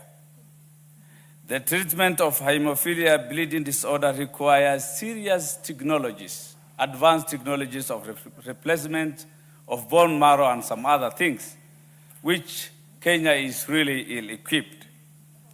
I've also come to learn that the early treatment of hemophilia bleeding disease counts for the longevity of any patient suffering from the same problem. The causes of these diseases are very severe. It causes disability, physical and psychological issues in the society. In as much as it is genetical, I've also realized that the one mistake we do, we only address hemophilia when it is at an advanced stage, not at the early onset when it is manageable. By then, this disability is knocking, and all other attendant issues that could come with the advanced stage of hemophilia bleeding is also with you. That is the unfortunate part of hemophilia bleeding disorder, Mr. Speaker. So the earlier we treat patients, the better for their survival, Mr. Speaker. Madam Speaker, sorry. So it's all about managing severe bleeding and avoiding the permanent damage associated with it. Madam Speaker, in preventing hemophilia, you need to control clotting of blood. You must encourage clotting of blood. Lack of clotting is the cause of bleeding. And avoiding the issuance of blood-thinning drugs to patients of hemophilia is also a concern. and making sure that there is enough civic education so that they are not engaged in extraneous, serious physical exercises. Low-level intensive exercises is required. Circumcision, as is common in the rural folks, is also a concern, because you may happen to circumcise a patient of hemophilia, then that is the beginning of a problem, like ignorance on the part of those doing circumcision. Even there are those who are doing cupping traditionally. Cupping. And many, and even properly some dental measures have to be sensitive to hemophilia bleeding disorder patients. So we need actually a specialized way of handling this unique disease. Blood transfusion is one of them. We must have serious donors and blood banks across this country. I've realized the high costs associated with managing this disease. In Kenya, it's not treatable, it is only the management we are talking about. The high costs, we also depend on donor. Hardly do we budget and factor in this. I've realized it's only 14% of those who are affected, and that means there is low rate of diagnosis. Meaning many are out there unknown. So our statistics are not yet updated on hemophilia bleeding disorders, Mr. Speaker. Then there are issues of stigma, just like HIV/AIDS. Once you are seen to be bleeding, people associate you with all kinds of curses and unwarranted things to make you out of place in the society. Of concern to me is the rural community where I come from, northern Kenya, Wajir County. How do you treat a hemophilia bleeding disorder patients when there are only 14 facilities or so? That is to tell you the former professional hospitals and few in Nairobi are the only ones privileged to treat hemophilia diseases, Madam Speaker. The non-inclusion of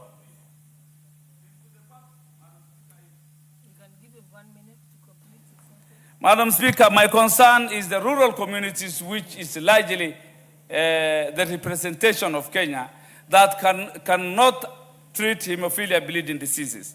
I come from Wajir, 56,000 square kilometers on the northern part of Kenya. Mandera, Marsabit County, Lodwar, Baringo, even let us Pokot, many cannot really get the treatment that those around Nairobi can get. That means the rural communities require a facility that is at least closer to them, Madam Speaker. And lastly, I know SHA has been implemented quite recently. It is still having teething issues, but doing very well. I'm sure the Cabinet Secretary is listening to this debate. We also plead that this should be included in the public health insurance program in Kenya, so that we can at least give them the rights they so deserve. With those few lay contributions, I support. Thank you, the Honorable Member for Funyula.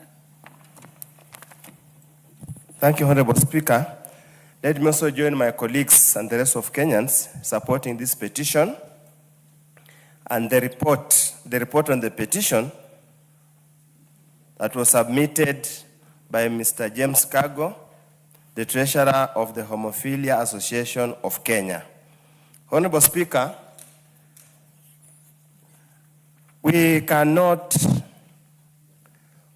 might not have to say much, but Honorable Speaker, looking at the report as presented by the committee and looking at several presentations, and allow me, Honorable Speaker, to quote the one from the Ministry of Health, which says hemophilia is a hereditary bleeding disorder arising from a deficiency of clotting factors resulting in prolonged bleeding episodes, increased risk of a disability, and significantly reduced quality of life for affected individuals.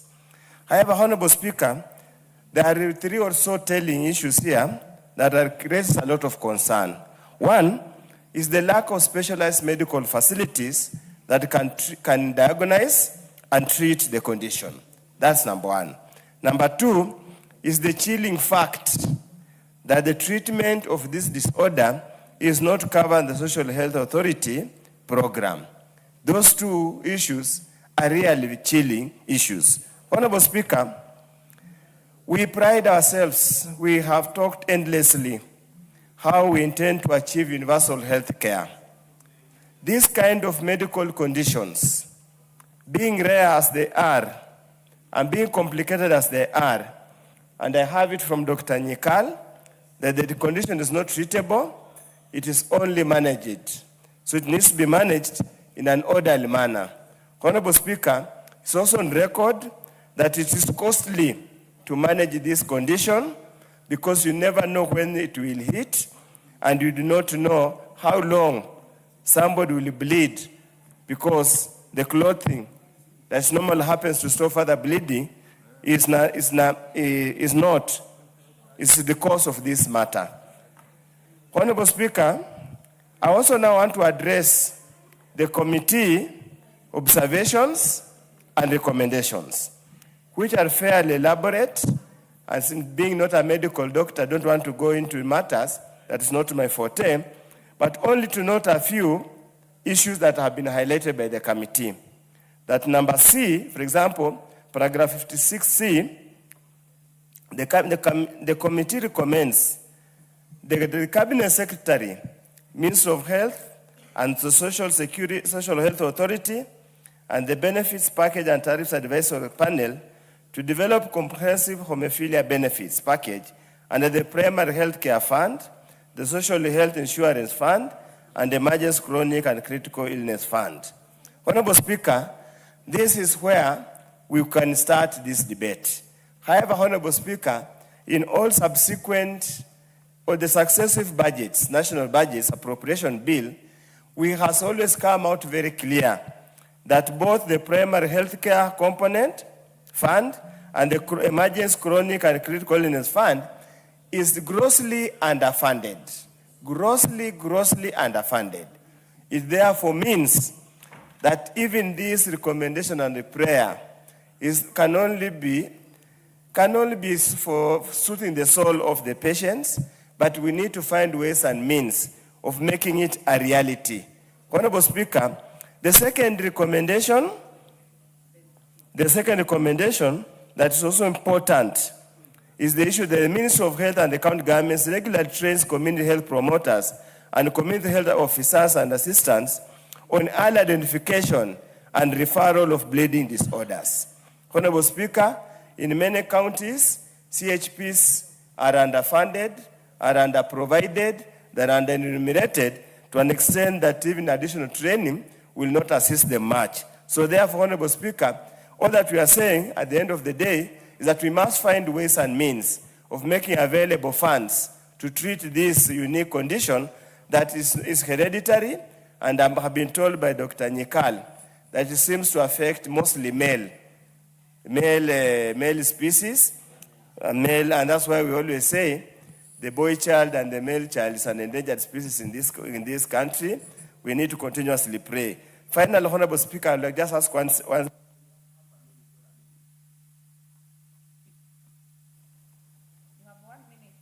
Yes, Honorable Speaker, the petitioners and again the committee has said that we should consider this as a disability. That somebody suffering from this condition should be a person considered as a disabling condition so they can benefit from the Persons with Disabilities Act 2025. I totally agree, and I propose that further, Honorable Speaker, there was a debate some days back on our WhatsApp group that said some social disorders, some disorders should also be considered as a matter of disability. But when that petition finally comes to the floor of the House, I hope we'll be allowed to debate it robustly, probably later in the night when children are asleep. Thank you, Honorable Speaker. Are you saying, Honorable Undo, that whatever motion will be unconstitutional and unsuitable for the House? Which one? The one you're going to bring. Yeah, it will be constitutionally, because the Parliament hears all the problems of Kenyans. So that's why I say in that debate, It is should be rated. age sensitive, must be X-rated, Yeah. so that members can discuss openly without fear and embarrassment. You know, it is watched by children, mothers-in-laws, fathers-in-laws, and you see now some things now when you are seated there, you are constrained from what to say. That's why sometimes some things are discussed in specific forums. Thank you, Honorable Speaker. Very well, Honorable Undo. I do not seem to see more interest on this, so I'll call the mover to reply. Honorable Nyikao. Thank you, Madam Speaker. Let me start by thanking all the members that have contributed. I really appreciate the support that the petition has got and the recommendation that we have put in place. And I'll just ask that we get the Committee on Implementation to actually take up this and move on with it and work with the Ministry of Health, Ministry of Education, and all the relevant bodies so that we don't discuss in vain. And I think as a committee, we'll actually follow up. There are some like financial provisions in the budget, those will follow up. It's something we need to take up. And therefore, Madam Speaker, once again, let me thank my committee, all those contributions you have had, and I beg to reply. Very well, Chair Health Committee. Honorable members, I shall defer the putting of the question on this motion. We, as had been guided by the Speaker earlier, with the reorganization of the order paper, we shall then go back to order number 12.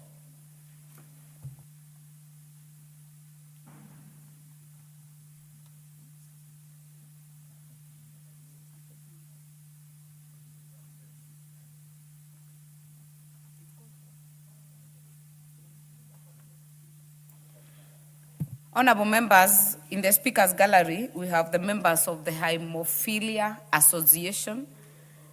We would like to thank you for sitting through the debate. It has got overwhelming support, and we thank you for coming and observing the proceedings in the House. You are free to leave at your pleasure. Next order.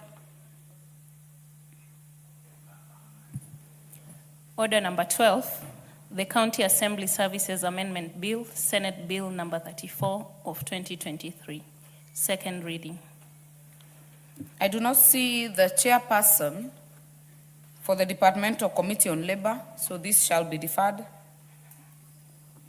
Order number 13, motion, report of the Kenya delegation to the 151st Assembly of the Interparliamentary Union, IPU, and related meetings. This is by the leader of delegation. I'm told it's Honorable Millie Odhiambo, who is not in the House, so it shall be deferred. Order number 15, motion, second report on the status of reports on petitions and resolutions.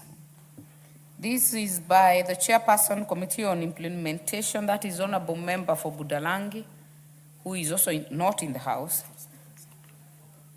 Has he delegated? No? Then we shall defer it.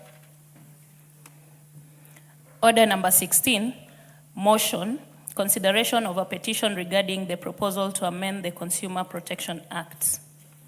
This is by the Public Petitions Committee. I do not seem to see the chair in the House. We shall defer it as the others. Order number 17, motion, report on the audited financial statements of selected state corporations in the roads and transport sector.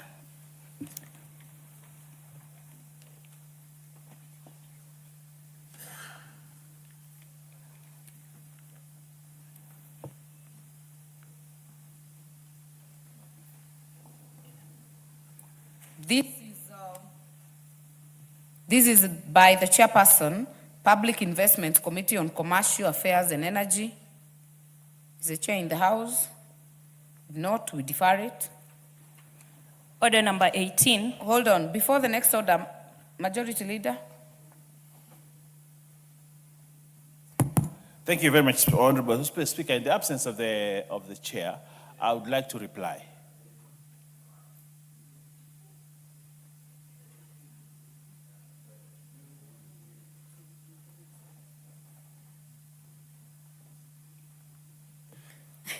Honorable Owen, you want to reply on order number 21? We are not there yet. Hold on. We My just apologies. My apologies. Yes. We've just dealt with order number 17. Okay. Now we go to order number 18. All right. Order number 18, the Books and Newspapers Amendment Bill, National Assembly Bill number 47 of 2025, second reading. I don't know where the chairs are. This for the chairperson, Parliamentary Broadcasting and Library Committee. And I say that because as the vice chair of Liaison Committee, this committee has complained a lot that this bill has not come for second reading and they are not in the House, so it shall be deferred. Yes, Honorable, is that on Choke? Yes. Yes, Madam Chair. what is out of order? Do you want to move? I've just spoken with the chairs around the corner. It should be here in a minute. It's already been passed. We've already deferred it. Next. Order number 19, motion for the report on audited financial statements for the National Assembly Constituencies Development Fund. This by the chairperson, Decentralized Funds Account Committee.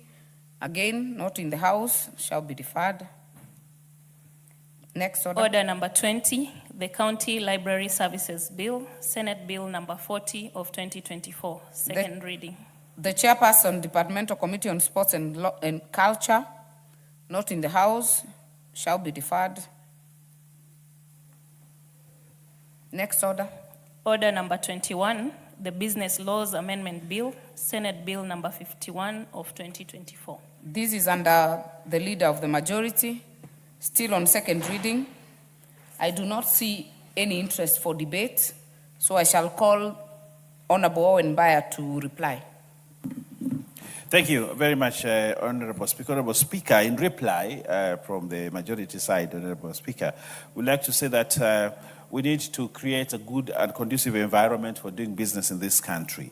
And good laws are very important in ensuring that we have laws that allow us to do good business. And I want to thank all the members that contributed to this debate, and we take cognizance of the issues that they raised so that we may improve this bill, so that as we come to the third reading, Committee of the Whole, Honorable Speaker, we will have a law that will ground this country very well into business matters, so that people see Kenya as a good place for investment and good place for business.